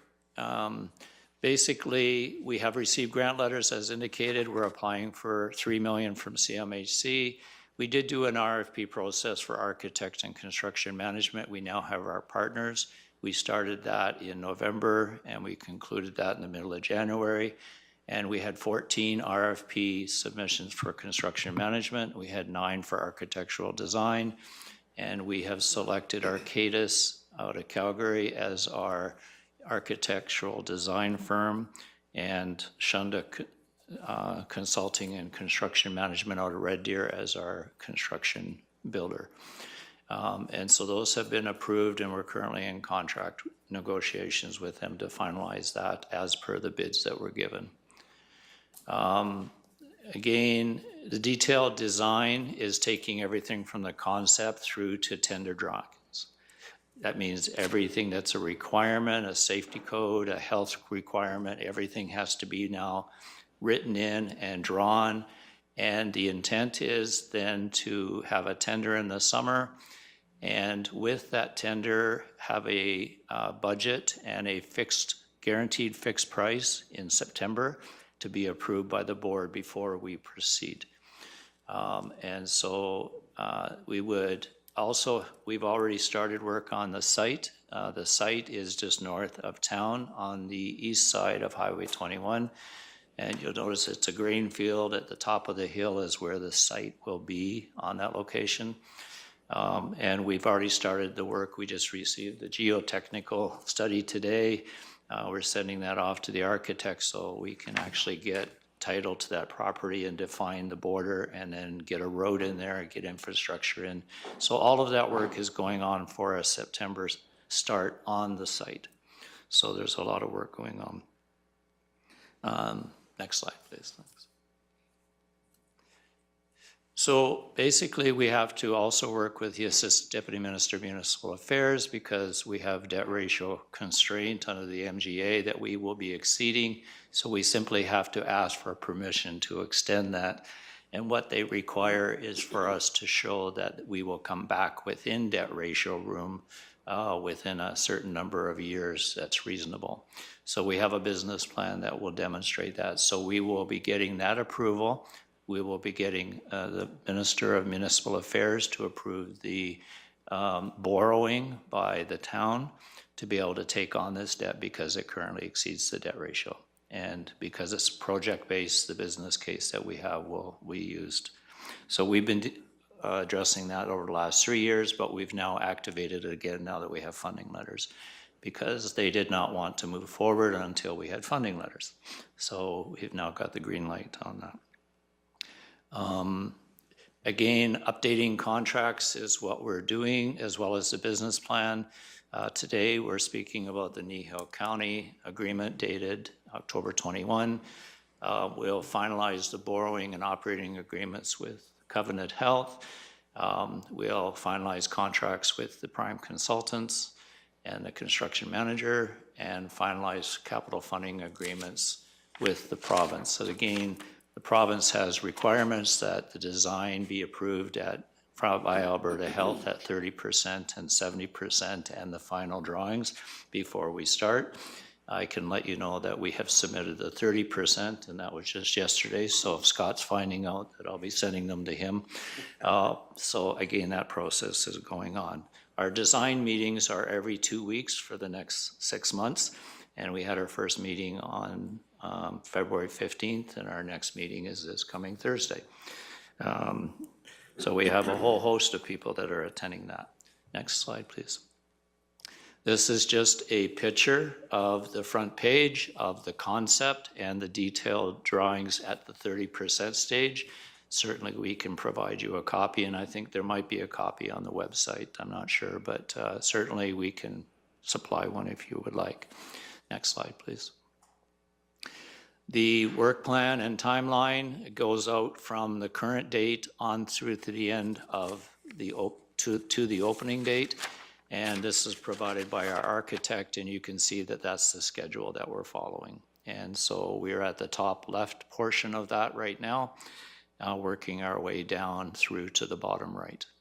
And those are all the activities that we have to accomplish. Next slide, please. The project work plan, again, these are all the activities from a high level that we've had to do. The arrow is at the business planning prior to project approval. And I can see I have one item in the wrong place. I'm not sure if people caught it. The project design, tender, and contract should be above the project approval there. But basically, we need to have the money to sign the contracts. So we will be having budgetary approval for those activities as part of our planning function. And once we get the construction approval, then the construction of funds will come from the province to repay that. Next slide, please. The project partnership model that we've done has not changed, but again, we have been here since November 2019. We started meeting with your council. We had a meeting here in October 2020, and we then had the borrowing agreement and bylaw in place in October 21. And again, there's partnership with Covenant Health and Alberta Health Services. I'm reminded by Covenant Health that it might not be Alberta Health Services that makes the master services agreement with Covenant Health, but all the healthcare funding and the healthcare delivery will go through Covenant Health. Trochu Housing Corporation will not be involved in the healthcare other than providing access to the building. Again, we've received our provincial funding. We're waiting for our federal funding. I do need to give credit to the federal government in that they do give money each year to the province as part of the $9.5 million that we did get. Is a good share of that is from the federal government. So they do deserve credit for that, but that's their annual allocation under the housing agreement with the province. It's not part of their national housing strategy, which also has funds for affordable housing, and that's the money that we're waiting to hear on. So again, Trochu Housing Corporation will plan, build, and own the project, and Covenant Health will be an operator and care delivery under agreement, operating agreement. And again, the project is scheduled to open in spring 2027. Next slide, thanks. So again, just stating that this is capacity for the county, not just for Trochu and surrounding area. That's important because regardless of where these are built, the people in the county are intended to benefit. There will not be any exclusion. In fact, it will be to include priority for people in the county first, as opposed to people outside the county for those housing units that we have control over. Alberta Health Services, I believe, however it's done, will still continue to place residents in the 40 units, and they will come from a waiting list. So it's whoever gets on that waiting list and is directed to those units by Alberta Health or the party that's in continuing care. So again, we're asking for the interest rate to be changed, to be updated from 4% to 5.5%, because the reality is it's at the 5% level now. We do not see any trouble reaching a 90% sales. We are remarketing, and I think now that we have a green light on the project, should have no trouble getting over that 90%. We are currently at 80%, and subject to those two that were refunded, we were at 88. So that was all pre-sales, and I give credit to all the seniors in the community who have signed up. They've put their money forward. I would say that they are the reason we got this project, because without their support and without your support and the community, it's not about the town, it's not about our housing corporation, it's about the seniors and the need in the community, and that's where the money flows, and that's what the purpose is. We hope to have a project that will serve the community for 50+ years. We have room on the site for expansion, so that should even last longer.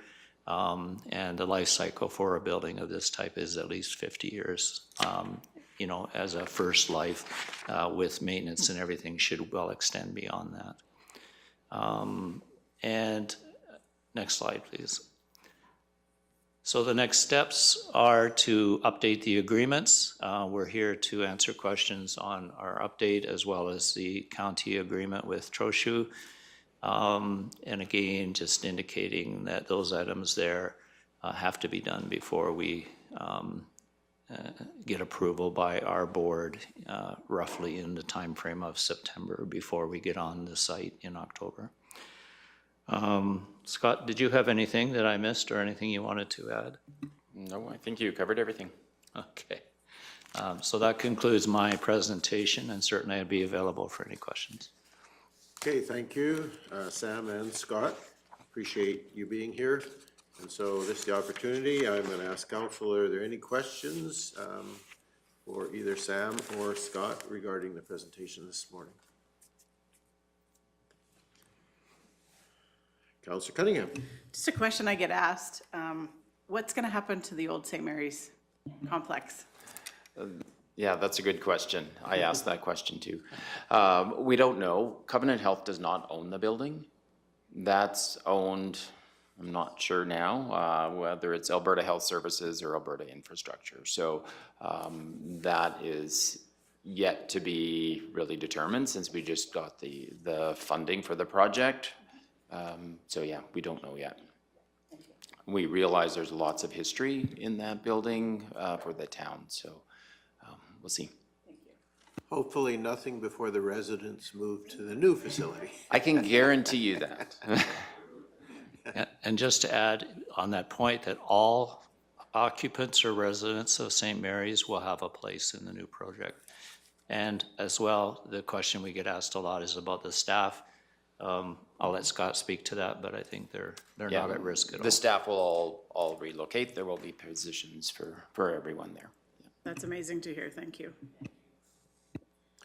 Any other questions or comments? We have a request that we'll be discussing later regarding the 20 million loan guarantee. And we certainly hear your request for why you want it changed. So, are there any other questions or comments? Councillor Cunningham, please. I can't be quiet today. I just want to applaud your whole group. You know, I've kind of been watching this process since it began, and the resilience and commitment that your whole committee and the community has shown to this project is amazing. And I love the fact that you folks haven't just been there asking, you've actually been boots on the ground and working very hard on this. So I think it's just it's something to show other people that this is what can happen if you really have a commitment to something, and you've had different MLAs, you've had different governments, so I just want to applaud your commitment to this. It's been amazing to watch, so congratulations. Thank you. I often get the question, why Trochu? And my answer always is, why not Trochu, right? And the reality is that the work and as Councillor Cunningham has said, the length of time that this project has been on the burner in Trochu has been quite lengthy. And if you talk to the mayor of Trochu, he'll take you back a decade or more. He can give you a more detailed explanation for sure. Councillor Christie. I'd just like to comment the steadfast support of the life leaseholders now has truly amazed me, and I appreciate that support, so thank you. Definitely. I think it's a true reflection of what the community has been saying about this. And Sam, you said it earlier, related to one of the reasons I think the funding is there and the support has been there for the project is that the community has been there, and it has been a cooperative project between Trochu and Covenant Health and with us here at the county. And so, and then the residents, I mean, the people that have supported that are just amazing, so. Yeah, I like to use the term community-driven. That's the way it's intended, that's the way it's been done, and that seems to be the way that it's successful. Yeah. Mr. Hogan, you had a comment? Just a question through the chair. Okay, go ahead. To Mr. Smalden, just for clarification on the process and the ask. The understanding, so the guarantee from the county is just that, it's a guarantee, not a loan. The town of Trochu is actually intending to make the loan. Right. Upon receiving permission from the Municipal Affairs to expand their borrowing limit beyond the prescriptions of the Municipal Government Act. Right. So they're going to use that, our understanding is they're going to use that funding to pay for some of those costs that are going to incur before the grant funding is actually received and in the bank. There will be costs, and the town will use their debt room first, but beyond that, yes. Yeah. So there's no, the county is providing the backing, but there's no guarantee that funding is actually going to be physically required from the county as part of the That's process. correct. Yeah. Just a guarantee.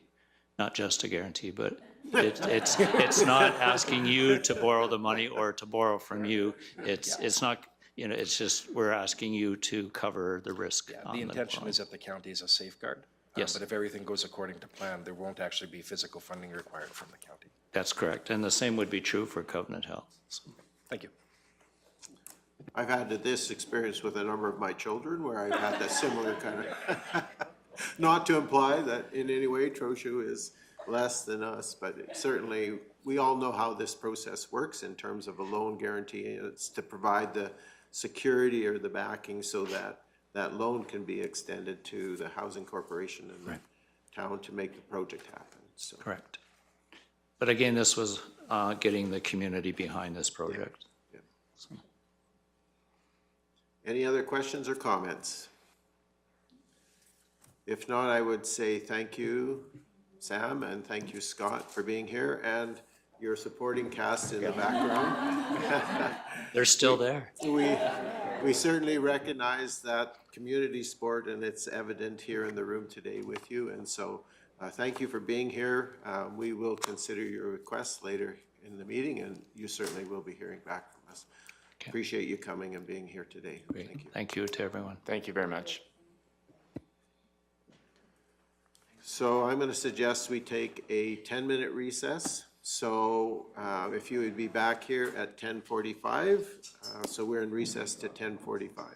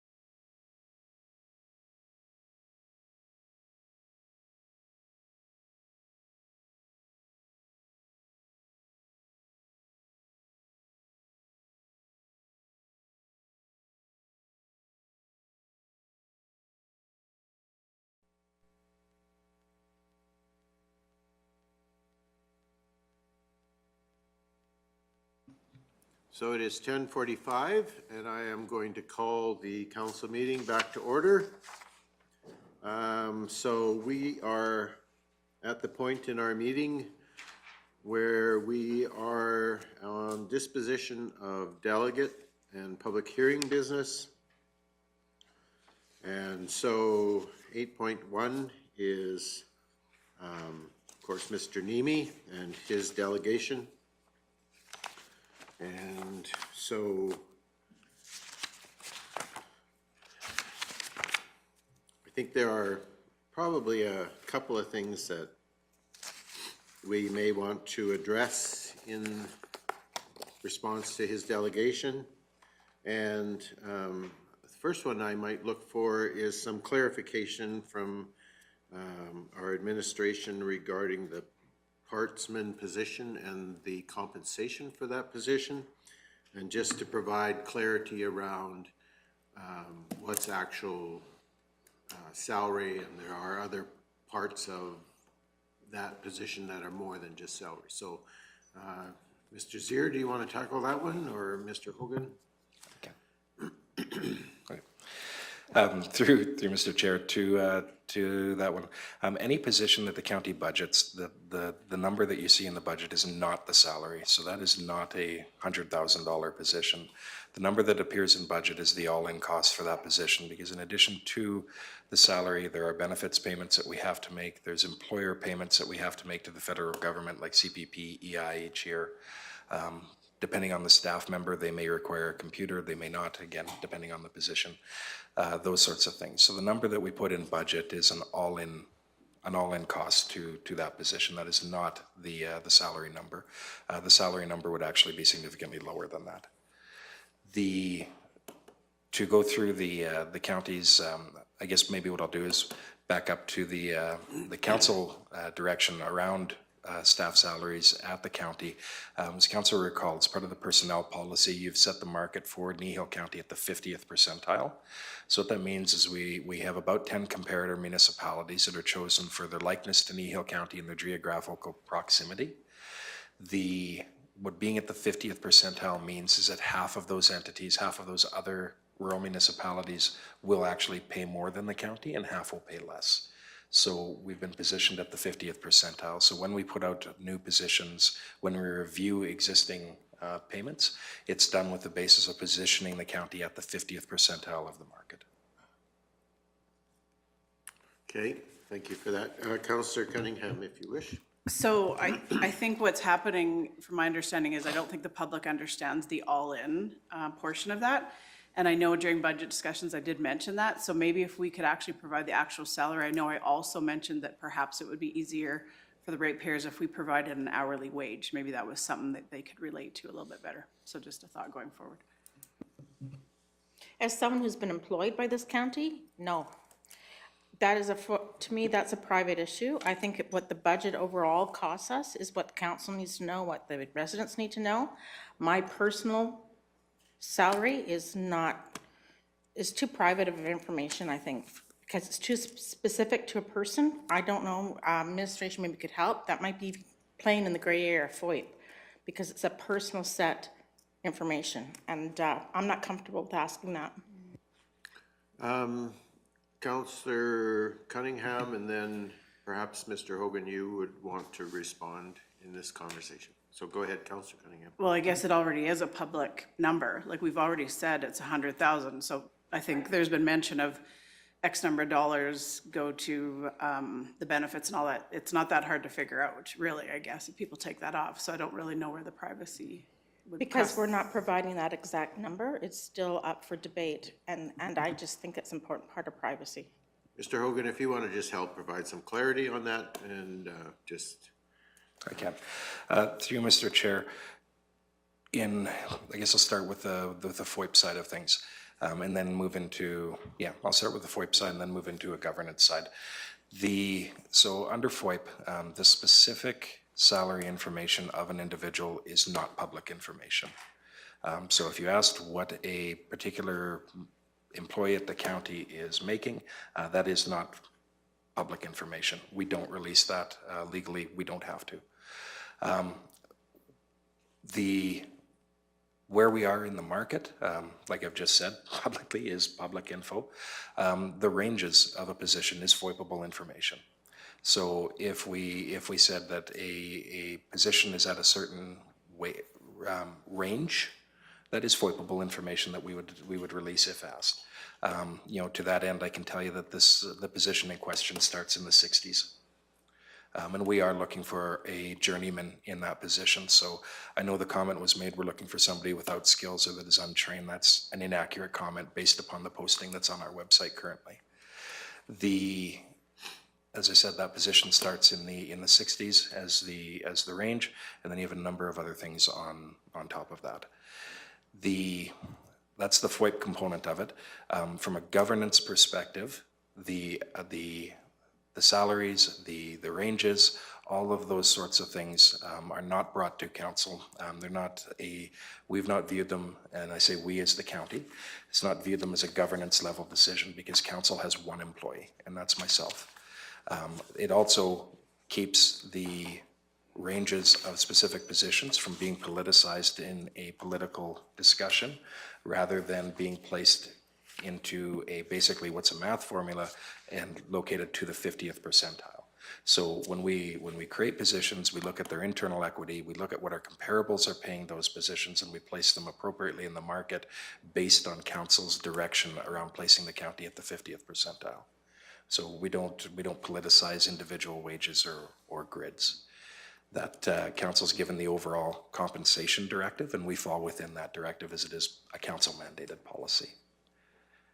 So the discussion around where we are in terms of compensation for our employees, for us as council, is more at the level of where do we want to fit in terms of comparison to our other municipalities that are around us, and how competitive do we want to be in terms of attracting and retaining employees. So it's a policy council level decision around where we sit in that comparables, and then as far as individual positions and so on are concerned, and council has some say on the need, like this new position that we added in terms of adding that to the budget, but in terms of the recruitment and the pay scales and those things are, again, at administration level. So Councillor Cunningham, you wanted to add a comment to that? This would have been a great conversation to have with Mr. Niemi in the room, because I'm going to ask a couple questions based on the assumption of what I think he was asking. He wasn't asking what an individual employee makes. He's asking for a rate range. So if it's $100,000 minus the benefits, then what would that be? Could you give me that number for 60,000? This position starts in about the mid-60s. So that would maybe be what he's looking for. I think it's that transparency piece. So could we put, so what is the range then, from 60 to 80, 60 to 70? Generally, I'd have to look at the upper end of that range, but you're probably looking 60 to probably mid-60s to mid-80s.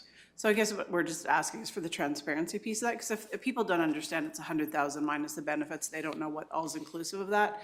Could we just put the range for what, like that 60 to whatever you just, or whatever it is?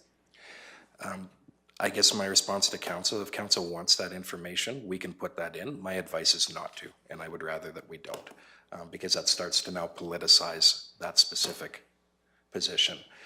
Those positions also change up or down based on the restructurings that we do internally.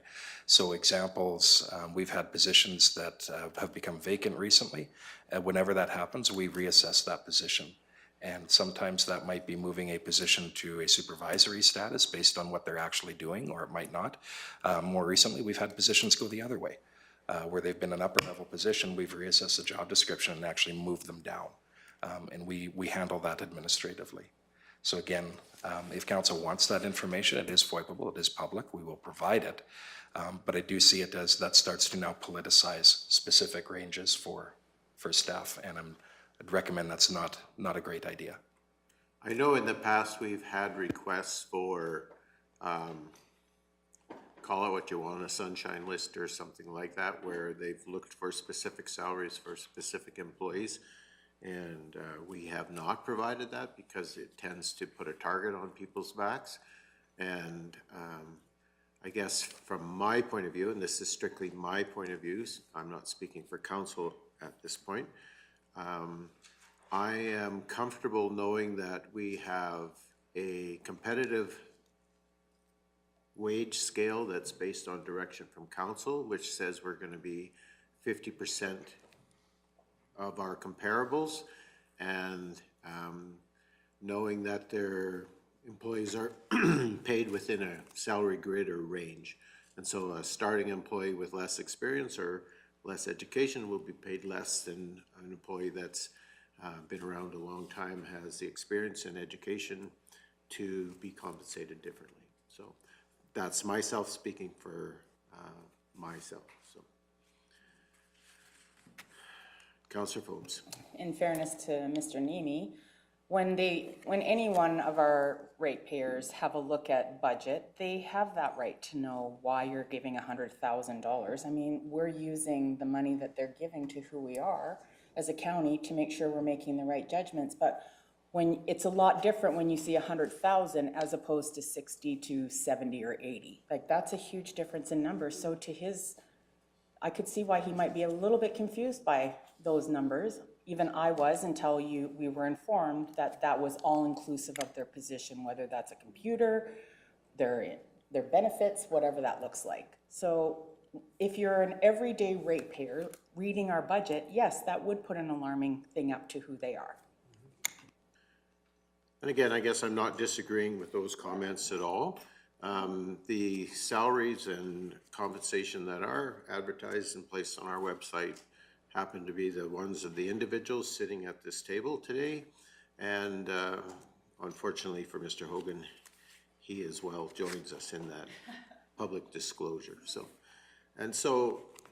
I don't want to have a really lengthy conversation, but I want to make sure that everybody's comfortable for where we're sitting at this point regarding that one issue that was raised by Mr. Niemi, and that's to seek clarity on what the actual salary range might be. And so that's been provided somewhere between 65 and possibly at the top end of that range, 85,000 for that type of position. And that doesn't apply to every employee that's within the county, but that's for that specific position.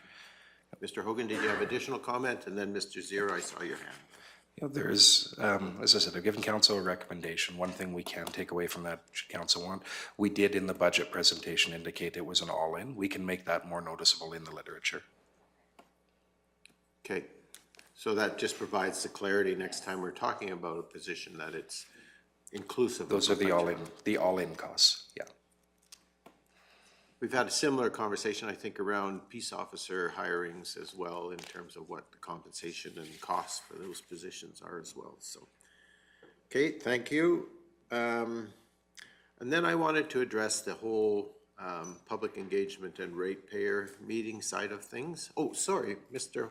Zier, I had given you the floor, and then I am sorry. No, thank you. Through the chair, I just wanted to, because the comment was brought up just as far as the actual need for that position, I just wanted to clarify and reiterate to council, as we did during the budget discussion, that this position actually was in place for a number of years, decades in the county here.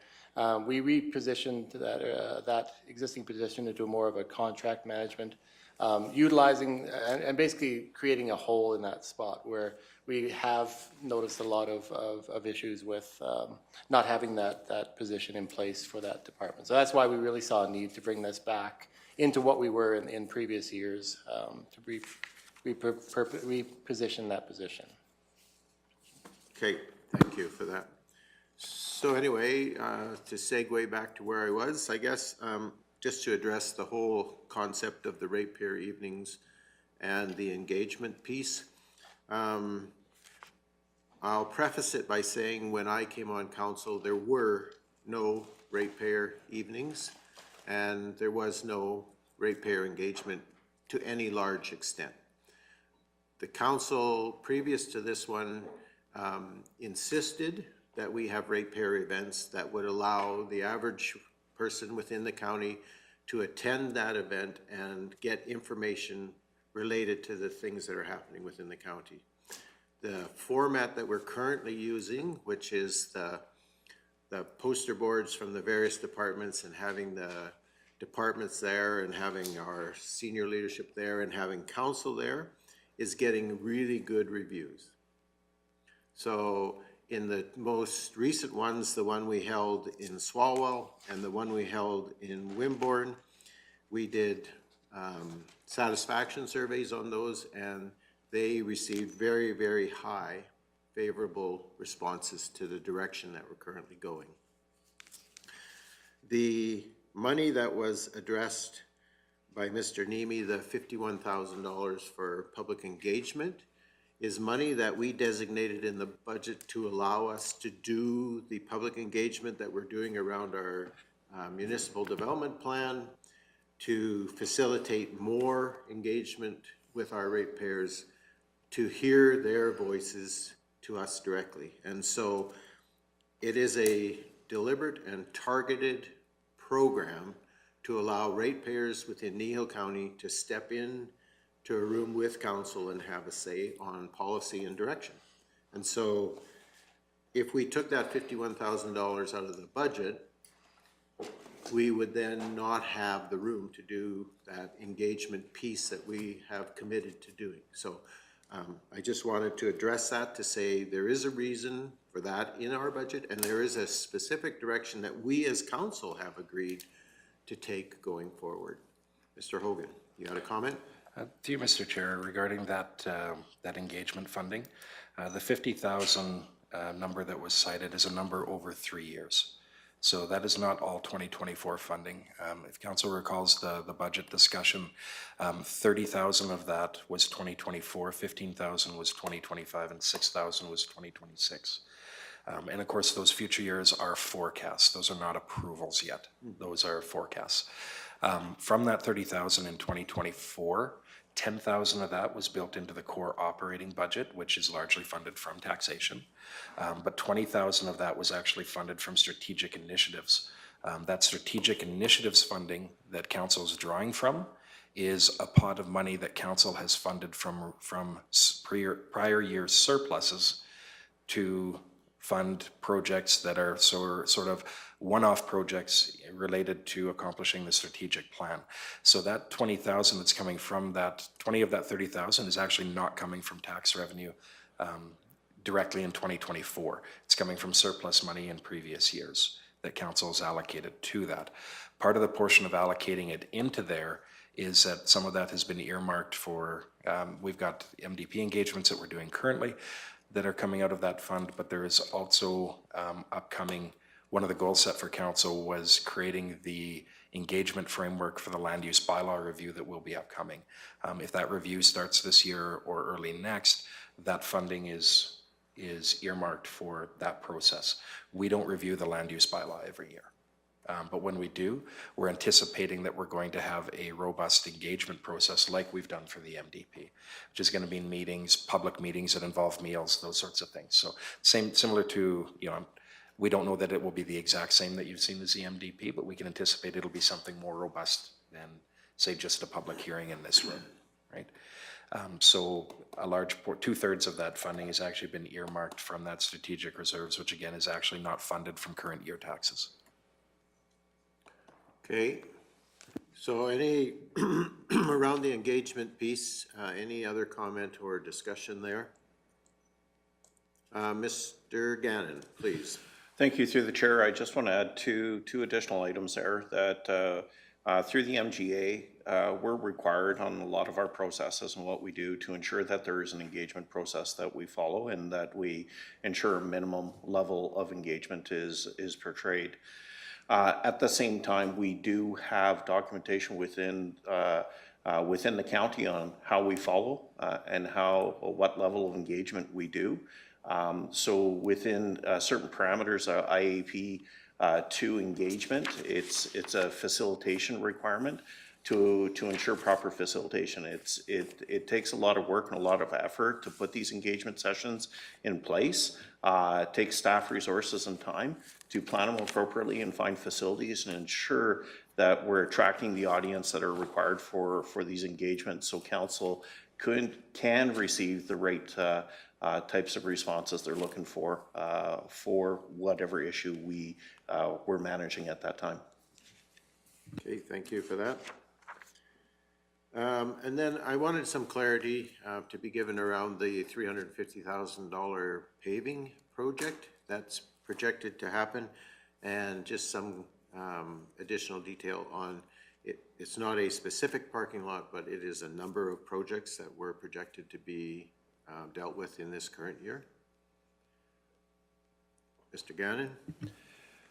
Thank you through the chair. Yes, you are absolutely correct. They are for multiple programs that require paving within that envelope, which have included the FCSS building, some concerns that we're having here. We have to look at some engineering drawings and look at some of the problems that we're having. It's not just resurfacing, it's trying to fix the actual issues and problems that we're having from settling and different issues within those parking lots. Okay. Is there any other questions related to that specific item from Council? Councillor Phobes, please.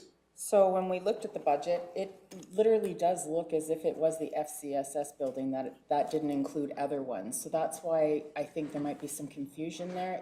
If you're saying it's more than just that building and that parking lot, then great, but not the way I saw it when even I read it. I thought the exact same thing, that it was all that money was being funded to that parking lot alone. So if it's more than that, thank you for the clarity.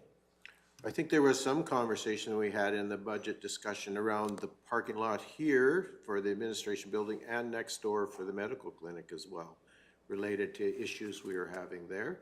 And again, I guess I would look for clarity on that. Thank you through the chair. Yes, you're absolutely correct. We do have some significant drainage issues within the parking lot envelope here and how we're redistributing and moving water. Water is the causation to a lot of the erosion and a lot of the issues we're having within this facility. The other one is that the lifespan of that parking lot seems to be at its maximum with some issues with degradation and rooting and a lot of different settling and opportunities around it. So the biggest thing within this is to ensure that we're putting proper fixes in where the long-term life cycling of these lots is going to be accurate versus coming back every 5 years and patching it and fixing it and going there. So we would like to come in, evaluate it, find out exactly from a proper professional of what would be the long-term fixes in order to correct some of the issues we're experiencing. Okay, any other questions related to that specific issue? Councillor Christie first, and then Councillor Cunningham. Just a comment that my little parking lot at the Trochu Hall 10 years ago was over $200,000 for that little piece of pavement. And so pavement's expensive and it needs to be looked after.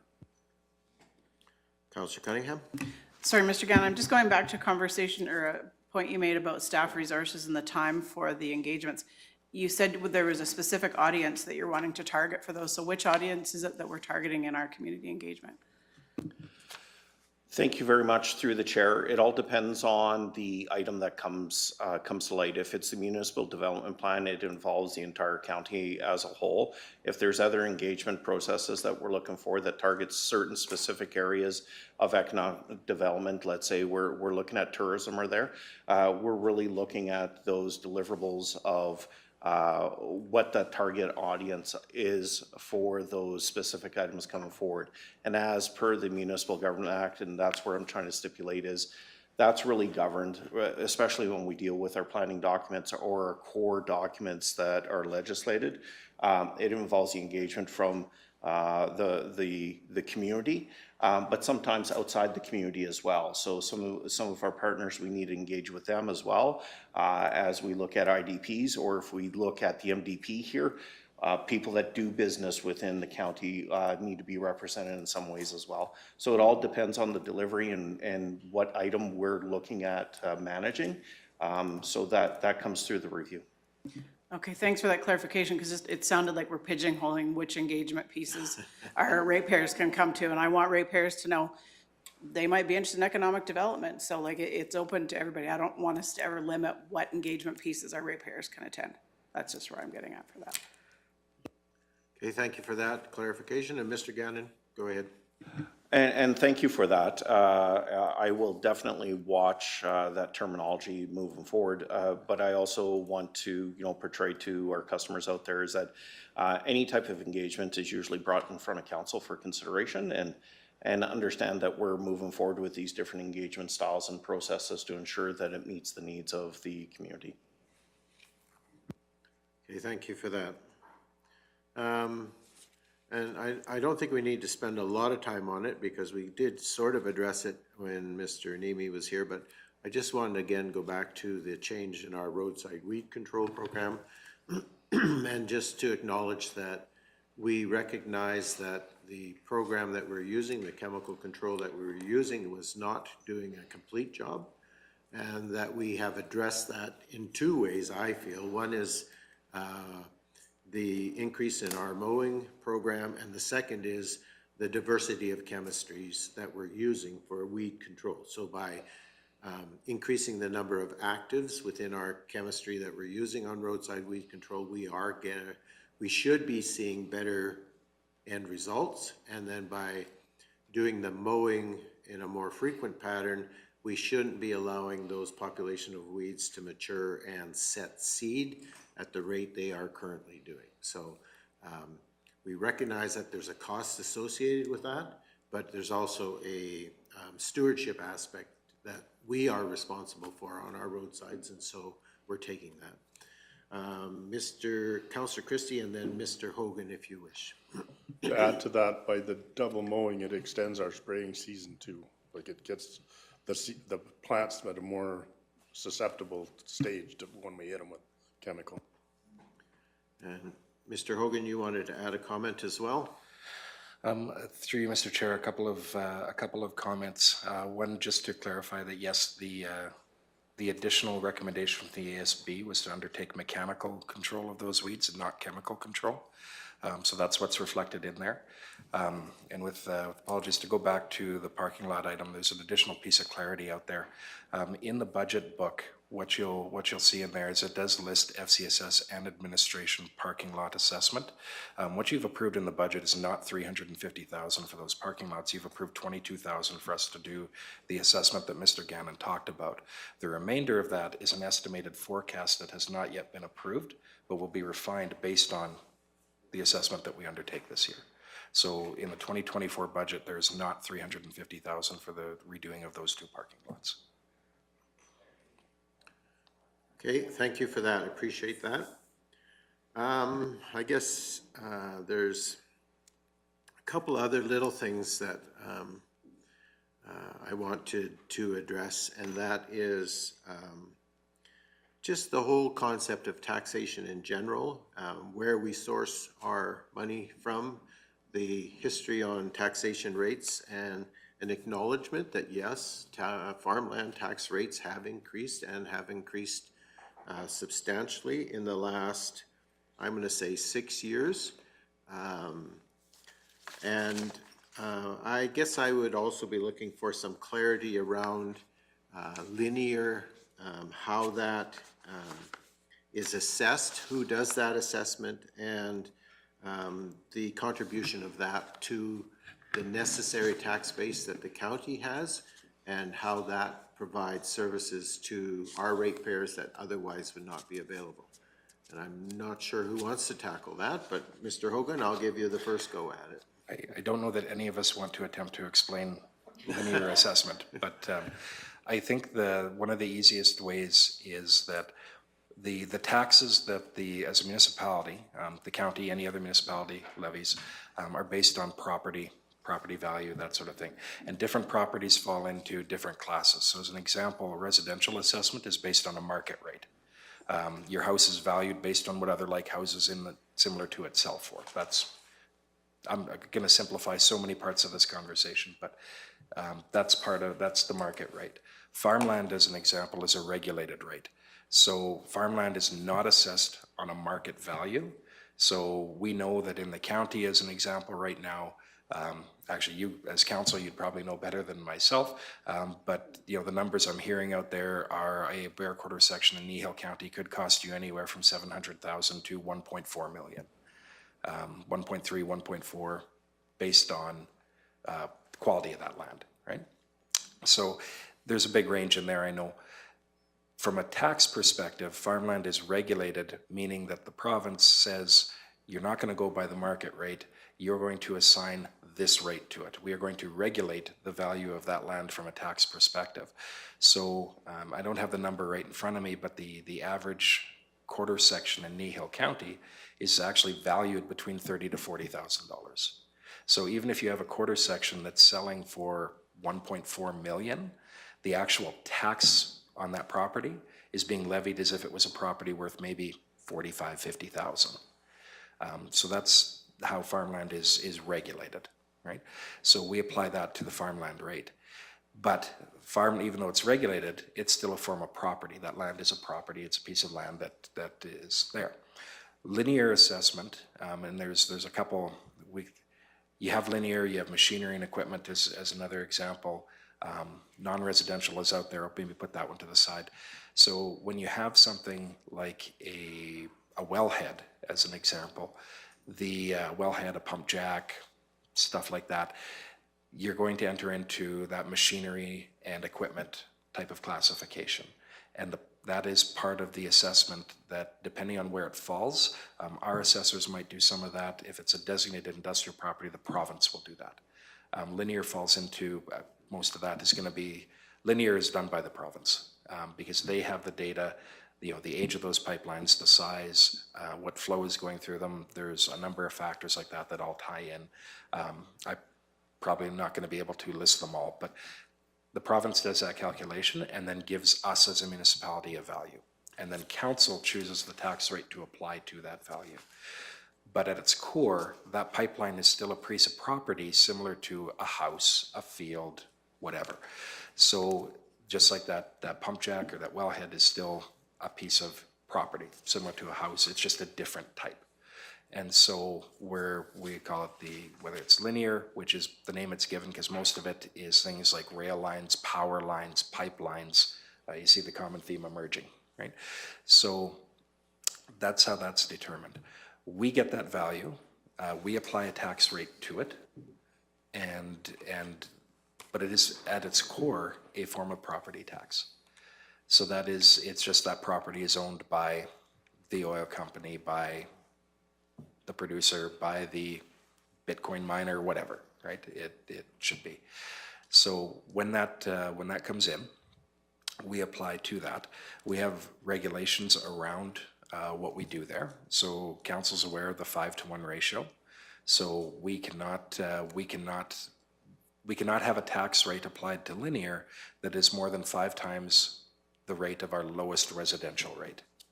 So, the county will see when the assessment comes in shortly here for the upcoming year, but the county's in that high 4s range. So you're going to be looking at that, mid to high range in that 4.6, 4.7 as our ratio. The vast majority of the taxes that are collected by the county come from what we would classify as that lumping of non-residential, which should include non-res, linear, machinery, and equipment. We just kind of refer to the bundle as linear most times, but there's actually 3 different things in there. So when we look at the tax revenue that the county's collecting, what we can see when we assess it is that the amount we collect off that is actually higher than their proportion of the assessment. So in essence, that linear tax is subsidizing all of the other tax users or tax base in the county. And of our approximately 24 and change million that we collect in property taxes, that portion accounts for 21 million of it. We have about 2.3 in that area for both residential and farmland. So far and away, that is our largest tax base that we collect from.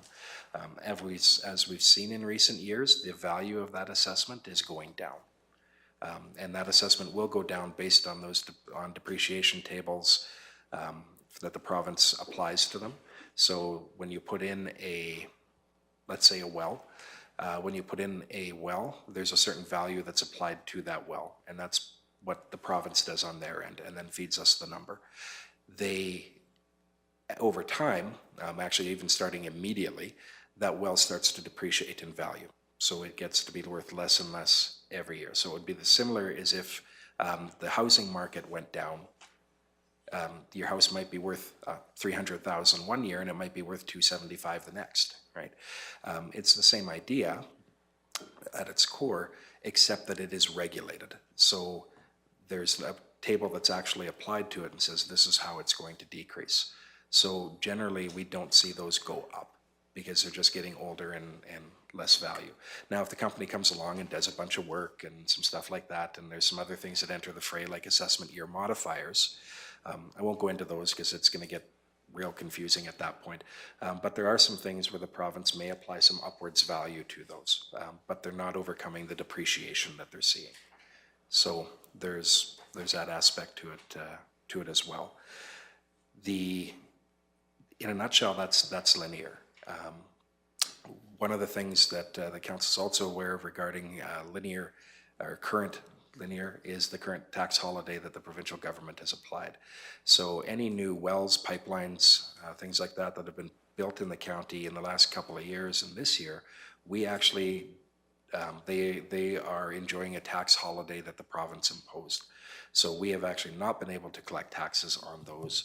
We'll see that hit our books in upcoming years here. But again, there'll be several years of depreciation that will have taken place prior to it hitting our books. And so historically, the county, like most rural municipalities, has been dependent on that linear, that machinery and equipment, or that non-residential tax base to fund its operations. And Kneehill County is no different from the vast majority of rural municipalities out there in that regard. I don't know if that was a lot of talking I just did. I don't know if that actually covered everything or not. Okay, I think that we all recognize that the value of the non-residential portion of our assessment base is critically important to the operations of the county. I think we are aware of that as council, and sometimes the communication that it goes from us as council to our ratepayers might be not that clear or might not be adequate to help them understand. It is more complex than I care to admit at times, even for myself. But I think we have an obligation to try to explain, make clear how we go out doing business here. And so I just wanted to get a little bit of clarification there. And then the only other thing that I noted was the reference to a couple of reserves and taking money from those reserves to fund the budget. And I also wanted to address the issue around the idea that we're not cognizant of controlling and managing costs. And I think if you begin at the very beginning of our conversations around budget, when we started way back in the fall, and in October, where we were setting the stage, and we were, even if you go back to earlier where we set, these are our priorities, this is the things that we want to have happen within this budget strategy.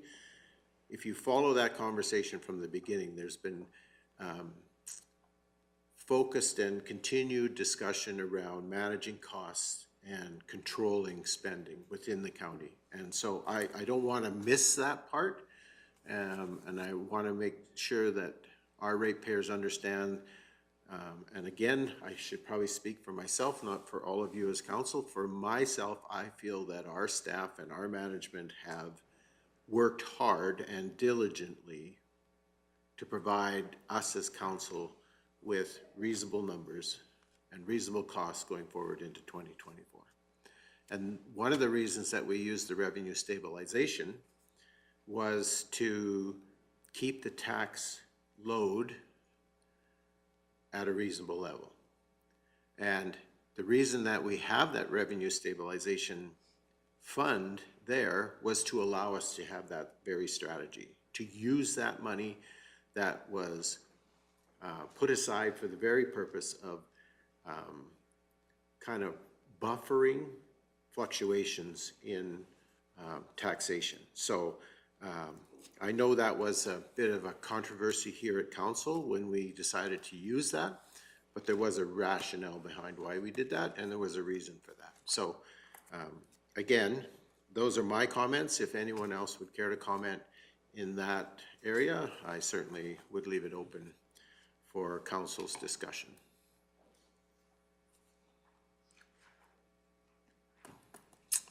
Okay, I'm not seeing any, so is there any other, Mr. Hogan, do you have another comment or no? Yes. Okay, go ahead. Thank you, Mr. Chair. To expand on that point, that revenue stabilization reserve was built up for that purpose in the past based on surpluses that the county had received from largely those non-residential linear taxes. So to the point that was made in terms of the county not being dependent on those, to be perfectly blunt, we are dependent on those.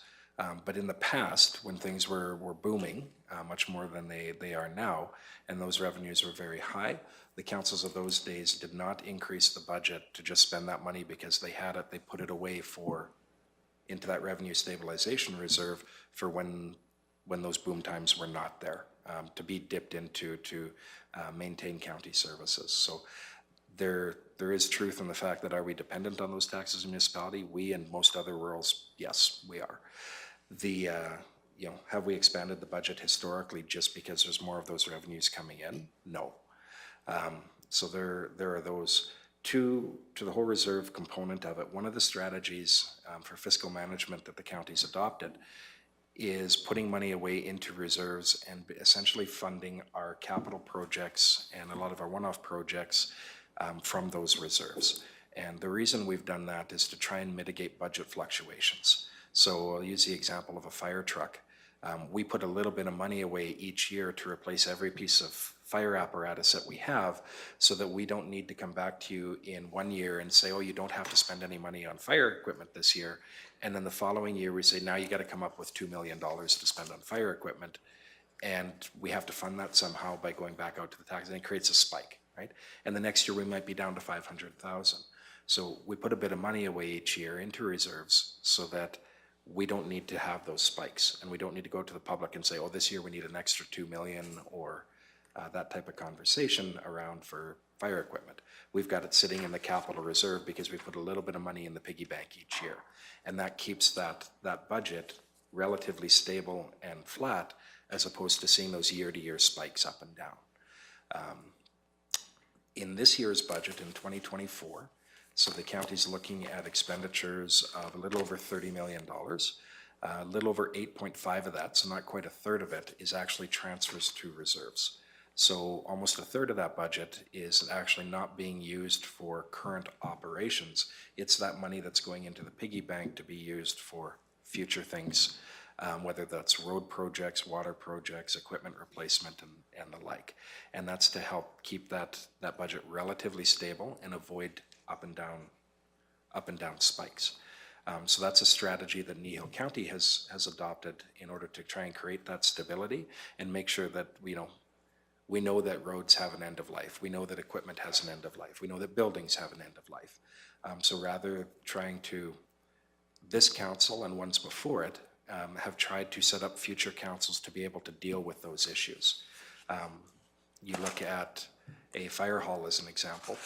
The council that builds the fire hall, unless something has gone very badly, are not the council that's going to be required to replace that fire hall in the future.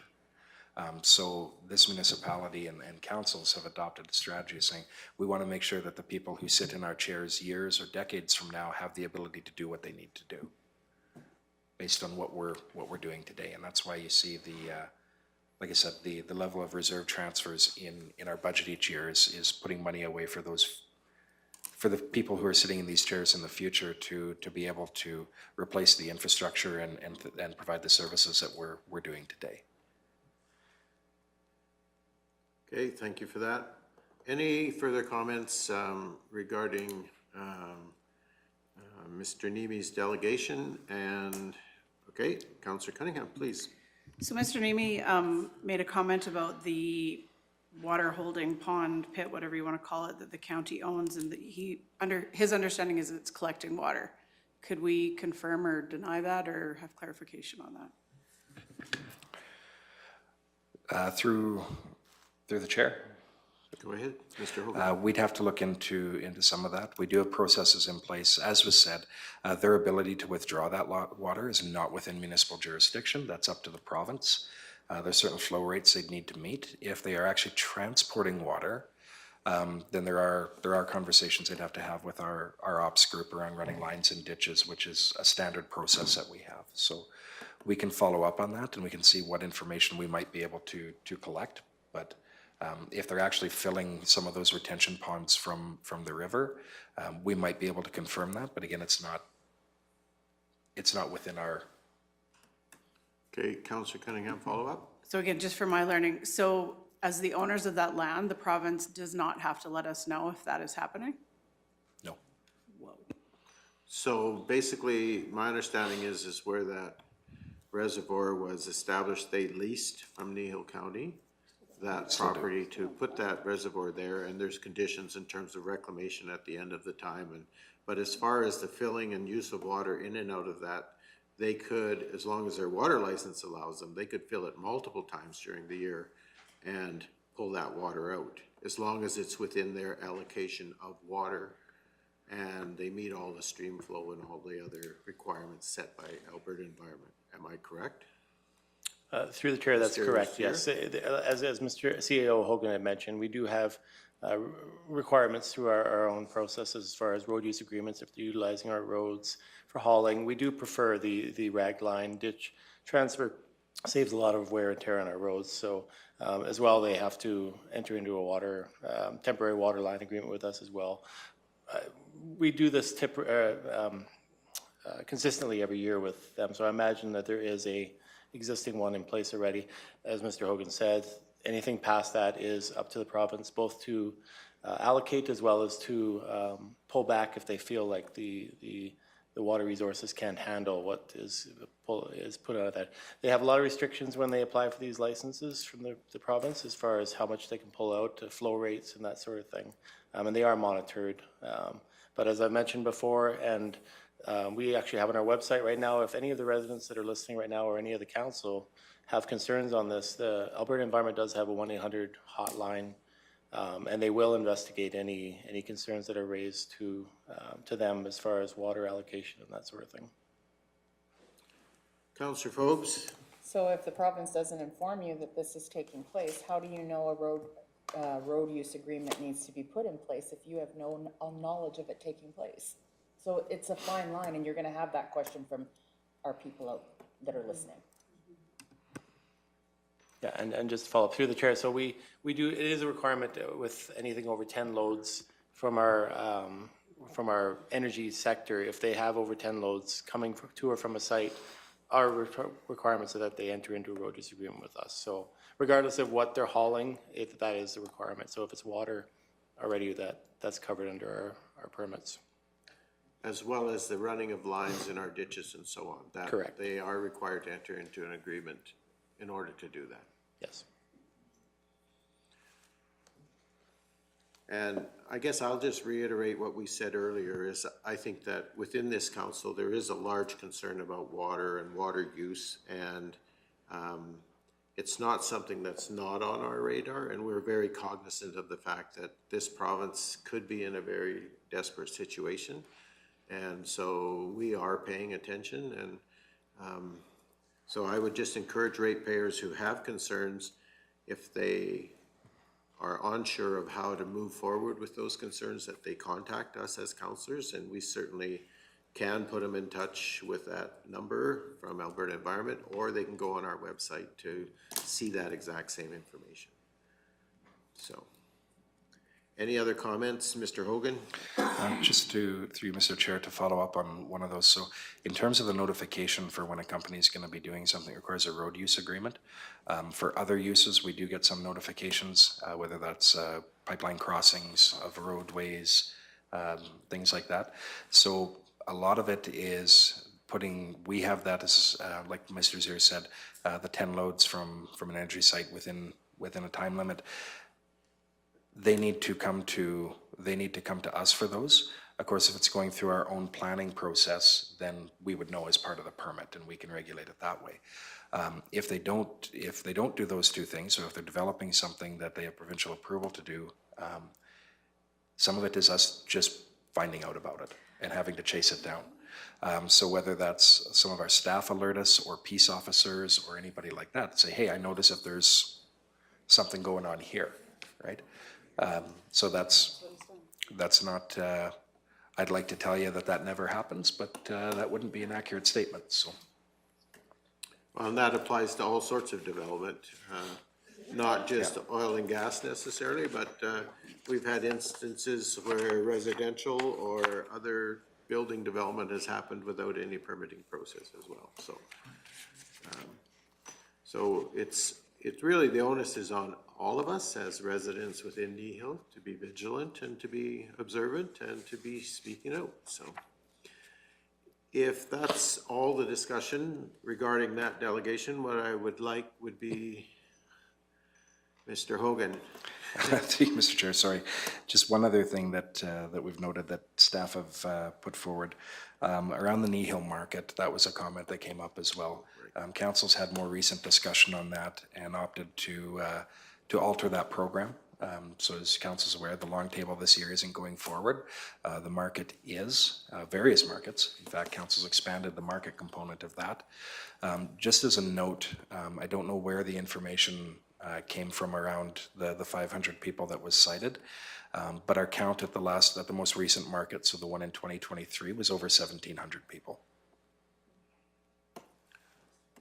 And I guess I would go back to say that we had a very fulsome conversation at our last Committee of the Whole meeting regarding Horseshoe Canyon and its potential future and where we might be going. And there is some money committed to doing some project assessment there, but there's really not been anything committed to a building project or anything specific in terms of actual construction there. And so it is a conversation that council's in the middle of. We know that based on the feedback we gave to staff at the Committee of the Whole meeting, there will be additional material coming back to us as council in the future to continue that conversation around all the parts of Horseshoe Canyon, including the market and pavilion or any kind of development that may or may not occur at that site. So, Mr. Hogan, you had a comment? Yes, and Mr. Reeve, you've hit on, I think, what's an important distinction in that the forecasted budget is a forecast. It's not an approval.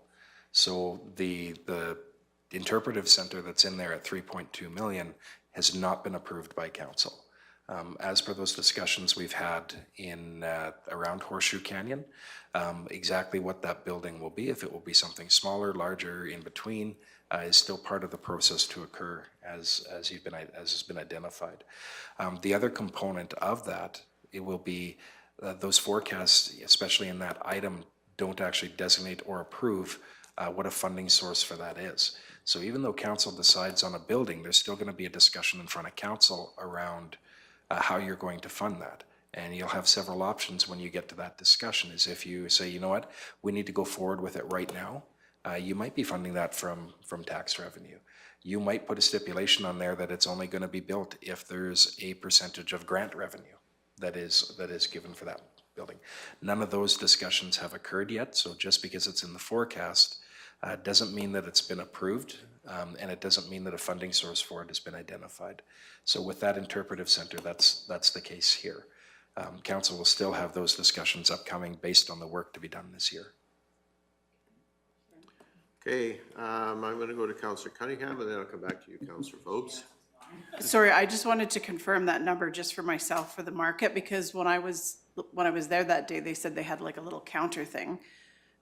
But then I was told after that it wasn't working, so they didn't have an accurate number. So I just wasn't sure how that number was determined. Mr. Gannon, if you want to respond to that one, please. Thank you. Thank you through the chair. We did have some difficulty with the counters that day. However, the information that they have is they did take an estimate. They had approximately 1,750 people, and that was taken into consideration for the vehicles, the 700 vehicles, which was a more accurate counter than the personal counter, and placing approximately 2.5 people per vehicle. So it was trying to use, because our pedestrian counters were not operating as well as expected, we took what we felt was an average from what we've seen within the canyon and put that into translations from our vehicle counters that were operating. Regardless of how we ended up at that number, it's an estimated based on the fact of the traffic counter, the vehicle counter, and an estimation on what we historically know are occupants in vehicles going to Horseshoe Canyon. Through the chair, absolutely correct. Okay, thank you. Any other questions or comments? Otherwise, I would be looking for a motion to receive Mr. Niemi's Councillor McGee. I really appreciate this discussion, and I want to also speak what a privilege and honor it is to be on a council that values public engagement and our residents having a voice to the degree that we have. These details are important things for us to know, needs further understanding. And the truth is, what I learned really well sitting in this position is a lot of things that we talk about end up looking contradictory to each other. There's a lot of contradictions in presentations, so the picture is always way more complex than sometimes what we're able to project. And so it's nice to know where we've missed the had cracks and what was out for people to understand. Please, all residents, please know that all of us are approachable, would love to give you information, but we also really do appreciate our presenter having an excellent pointed conversation with us or presentation with us. What his concerns and thoughts were very clear and very constructed well, and I appreciate the opportunity to hear from him. Having said that, I would like to make the motion that we receive Mr. Kevin Niemi's report for information. Okay, thank you for that. So we do have a motion to receive Mr. Niemi's delegation for information. Is there any other discussion? Councillor Cunningham. Not a discussion, just to follow up on what Councillor McGee said. I think it's important that people are aware.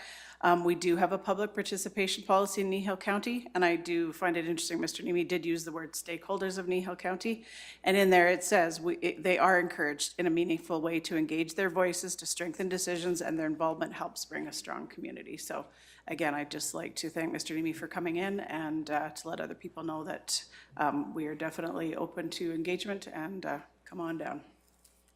Okay, thank you for that. And I just want to reiterate that is that that opportunity is available to anyone who is a resident or considers themselves to have a stake in what's happening. And again, I also want to say that I very much appreciate the fact that council's willing to listen and hear and respond to ratepayer concerns. And so I would encourage our ratepayers to be involved with us in that conversation. And that whole public engagement conversation that we have and the whole drive that we have to try to bring voices into what we as council are hearing is very important. So we have a motion in front of us. Is there any more discussion? If not, I'm going to ask the question. Okay, all those in favor of the motion to receive? Thank you. That is carried unanimously. All right, are we good to go forward or do we need a break? We're good? All right, thank you. So we then will move on to the delegation from Trochu Housing Corporation. And I'm going to assume, Mr. Hogan, that you're taking this. Yes, through you, Mr. Chair. We've heard this council today heard the delegation from Mr. Smaldon around the history and the changes to the project that is taking place. Administration is recommending that council direct us to take the necessary steps to modify the town of Trochu guaranteeing loan agreement timelines and interest rate. I think everyone's well aware that interest rates have changed since 2021 when we made this agreement. The 4% that we put in at the time was viewed at the higher end at that time. Today, be pretty happy if you could get a 4%, I think. So if council is still going to support this project, then it would be reasonable that we look at that rate. The time frame, again, the original commitment expires in fall of next year. Part of that, previous council did that intentionally so that if that agreement was going to be renewed or looked at again, that the existing council of the day would have a chance to do that. And they could make a decision based on on their feelings. Administration's assessment is that council's view of the project has not changed from when we did the original one. So in that regard, that's feeding our recommendation of taking the necessary steps to update the agreement. In this process, updating the agreement will be a bit more convoluted than just updating the agreement. Under the MGA, any loans that we do have to have a bylaw attached to them. When I went back and reviewed the bylaw that's attached in your package, it does specifically say in that bylaw the 4%. So we are unable to simply alter the agreement. We have to change the bylaw. And so the recommendation there, and this is why I've worded the recommended motion as I have, there's going to be more than one step we have to take to put their requests into action. That's going to require a new bylaw. Whether we amend the bylaw or put a new one in, it's the same outcome. So we have confirmed that. I've confirmed my read of it with legal. They've said, yep, you've got to go through that process. So I think the thing for council's awareness is that when we put that bylaw out, given the nature of it, there isn't a period where it can be appealed, petitioned, etc. that goes through. So we see that risk is very low, but it's not zero. And so we didn't really, that I recall when we did the original one, I don't believe there were any concerns that came in around that. We're not anticipating any this time, but it is a possibility that it might happen. So we would go through the process of drafting a new bylaw, making the necessary agreement upgrades to reflect, and assuming that council is receptive to the requests that they made, increasing the interest rate to 5.5% and starting a new 5-year time period for that to take place. For council's, I guess, recollection and awareness, this is a loan guarantee bylaw, so the actual loan will be held by the town of Trochu. If the town of Trochu defaults on that loan, then the lender comes to Kneehill County with a handout. So the question I asked Mr. Smalden at the end was to clarify that that was still the purpose and intent. So we still have to do the bylaw to back the loan. You still see it show up on our financial statements as a commitment because we're guaranteeing that loan, so that chews into our debt limit. Now, we're not really using any of our debt limit, and we've got the room to do that. So we can. That still leaves us, I think, with about 50, it's going to be an approximation, but about 50% of our debt room for us to work with should we need it, although we're not predicting that we will. So the risk to this is that if Trochu defaults on that, then obviously they come to the town, or they come to the county for money.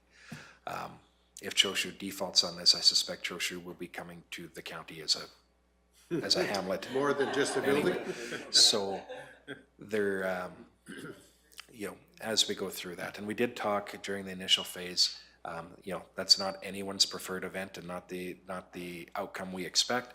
But if that was happen, council of the day would have the opportunity to put that loan as a special tax back on that specific community. So, or you could spread it out among the whole county. It'd be up to the council of the day.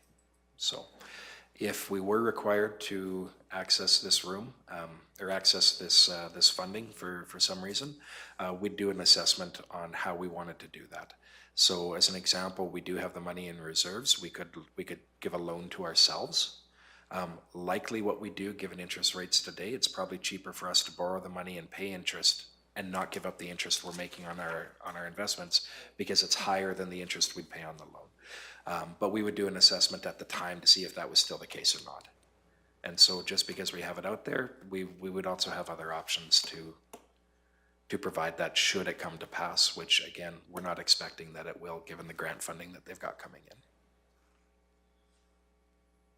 Okay, thank you, Mr. Hogan. Are there any comments or questions for Mr. Hogan regarding the request and the steps that the county would have to take to move forward in response to the request from the Trochu Housing Corporation regarding their agreement for a loan guarantee.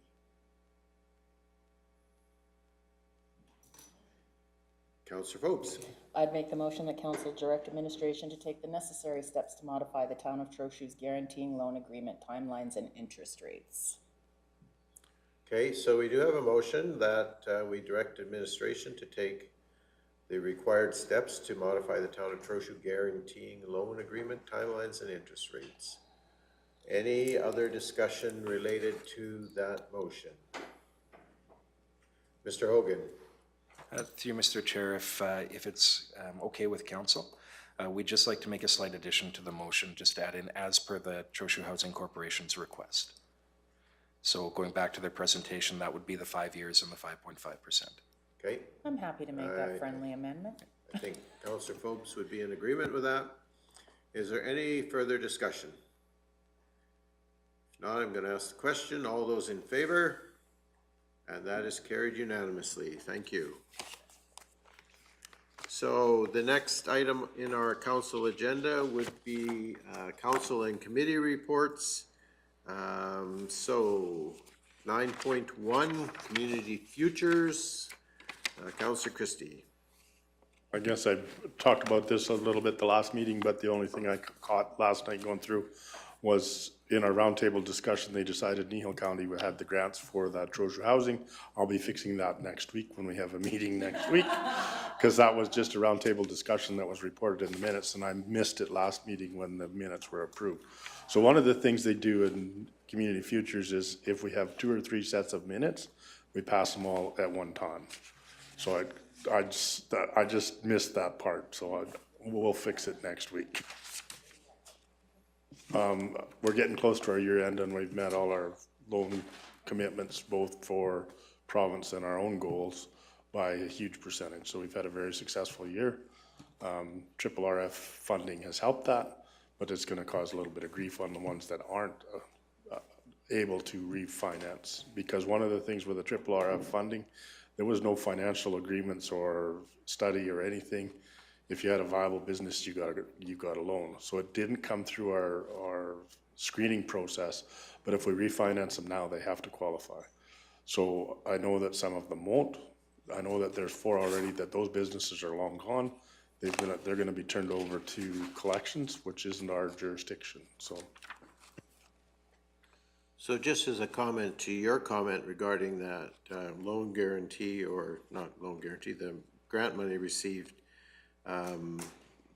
there is only a total of 80 spaces, not 84 lodge residents and 24 life lease. So it's 40 long-term care, 16 lodge, and 24 for a total of 80.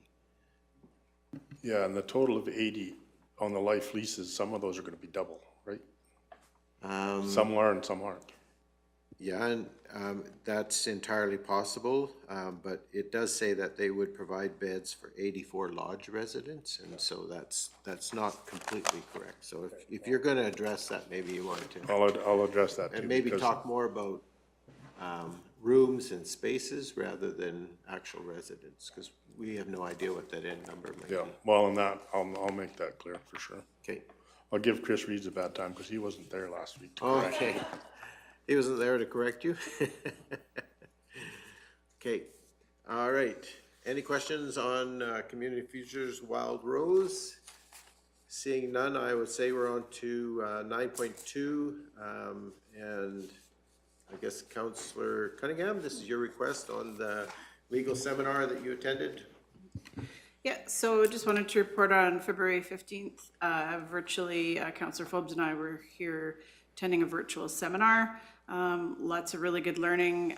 For me that day, the cases that they provide, the scenarios were kind of the most important learning that I had that day. Then February 23rd, we were at a Reynolds, Mirth, Richards, and Farmer seminar in Calgary. Lots of really good information again, talked about bylaws, the difference in powers between municipal, provincial, and federal, And of course, the enforcement of the bylaws is always a hot topic. And tendering process was another really good portion to that. It's one of those ones we can't, like, we don't really have our fingers in that, but it's good to know, have the knowledge of the process. So yeah, two really good seminars, so. Okay, any other questions or comments regarding the 2 legal seminars? Councillor Forbes? The one we just attended on Friday, I like the smaller group because we were able to ask questions of the lawyers during the session that were relevant to what they were speaking to. So I really did enjoy that portion of it. Whereas the Bear Pit, when we got to there wasn't a lot of questions that needed to be answered or asked because it was already done throughout the day. It was very good. Okay. Okay. Any other questions or comments regarding the legal seminar? If not, we're going to move on to 9.3, which is the Police Advisory Committee. And again, Councillor Cunningham. Sure, so we had our meeting last week, I think it was February 22nd. Sergeant Day reported that property crime is up 16.7%. Person crime is down 17.6%. Overall crime is down 11% in the Three Hills detachment area. There's a hockey game being planned for March 23rd in Three Hills. It's going to involve some local EMS and fire departments. Sergeant Day will be participating. He is a New York Rangers fan, so I just think, gosh, that he's not an Oilers fan. So yeah, that money, that fundraiser is going to go towards a potential youth center they're planning for Three Hills. They are going to host the Youth Academy again here in Three Hills at Prairie. I don't have a lot of details yet, except that it'll be in July. It was a huge success last year. I did attend the graduation barbecue, and it was amazing, and the feedback was awesome from the kids and the parents that were involved. They're hoping to have their corporal position filled at the end of March. Currently, they have a part-time reservist that is assisting the detachment. The new thing for them too is they have trading cards. So I have Sergeant Day's trading card. You can't have mine. I could get you your own, but this one's mine. So yeah, just a new thing that they're people hand them out to kids. Or actually, they said one of the hottest places they're handing them out is to seniors. So yeah, we could see that after being at Golden Hills Lodge. Yeah, so and again, just the engagement that they're doing in all the communities. They're just doing an excellent job. So I gave kudos to them for that. So yeah, so that's it for me. Did that trading card come attached to a ticket by any chance? No comment. No comment. That's FOIPable information. Non-FOIPable. Anyway, okay. Any questions regarding the council committee reports? If not, I would entertain a motion to receive for information. Councillor Christie? So moved. Okay, so we have a motion to receive the council and committee reports for information as presented. All those in favor? That's carried unanimously. Now we're on to the council follow-up action list. Of course, this is everybody's favorite time. So any questions related to the council follow-up action list? And no, Mr. Zier, I'm not asking you this week.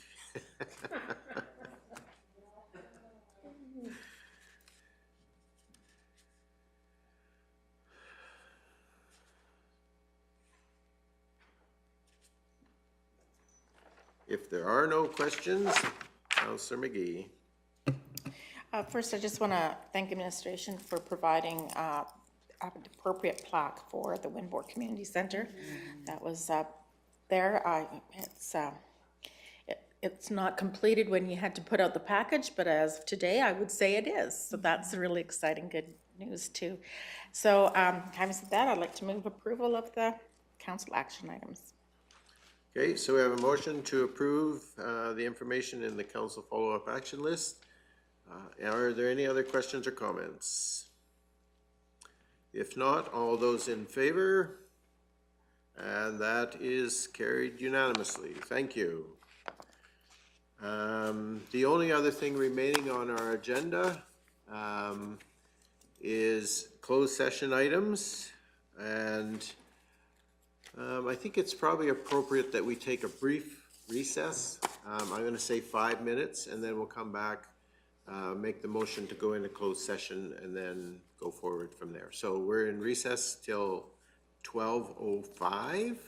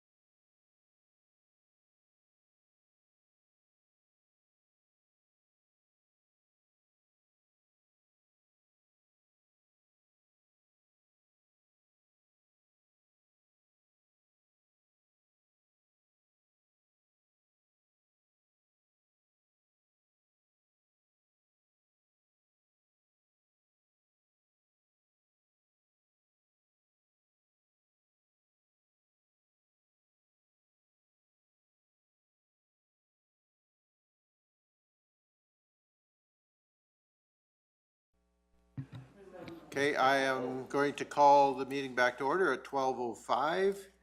And as I said before we took our brief recess, that the only items left on our agenda are closed session items. We have two closed session items under intergovernmental affairs, FOIP Section 21, and one legal, Section 24. So at this point, I would entertain a motion to go into closed session. Councillor Cunningham? I'll move us into closed session. So I have a motion from Councillor Cunningham to go into closed session.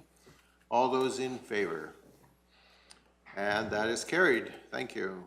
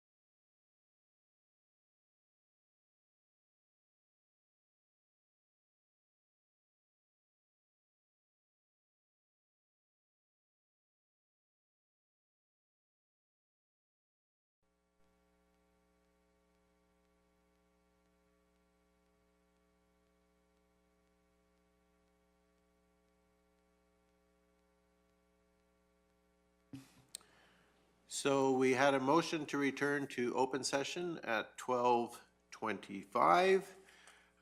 So I'll say we're back in open session at 12:26, having recess to allow the public to return. There are no motions coming from the closed session portion of our meeting. And so at this point, at 12:27, I'll declare adjournment. So our meeting is adjourned. Thank you for being here, for your attentiveness, and for hanging in there.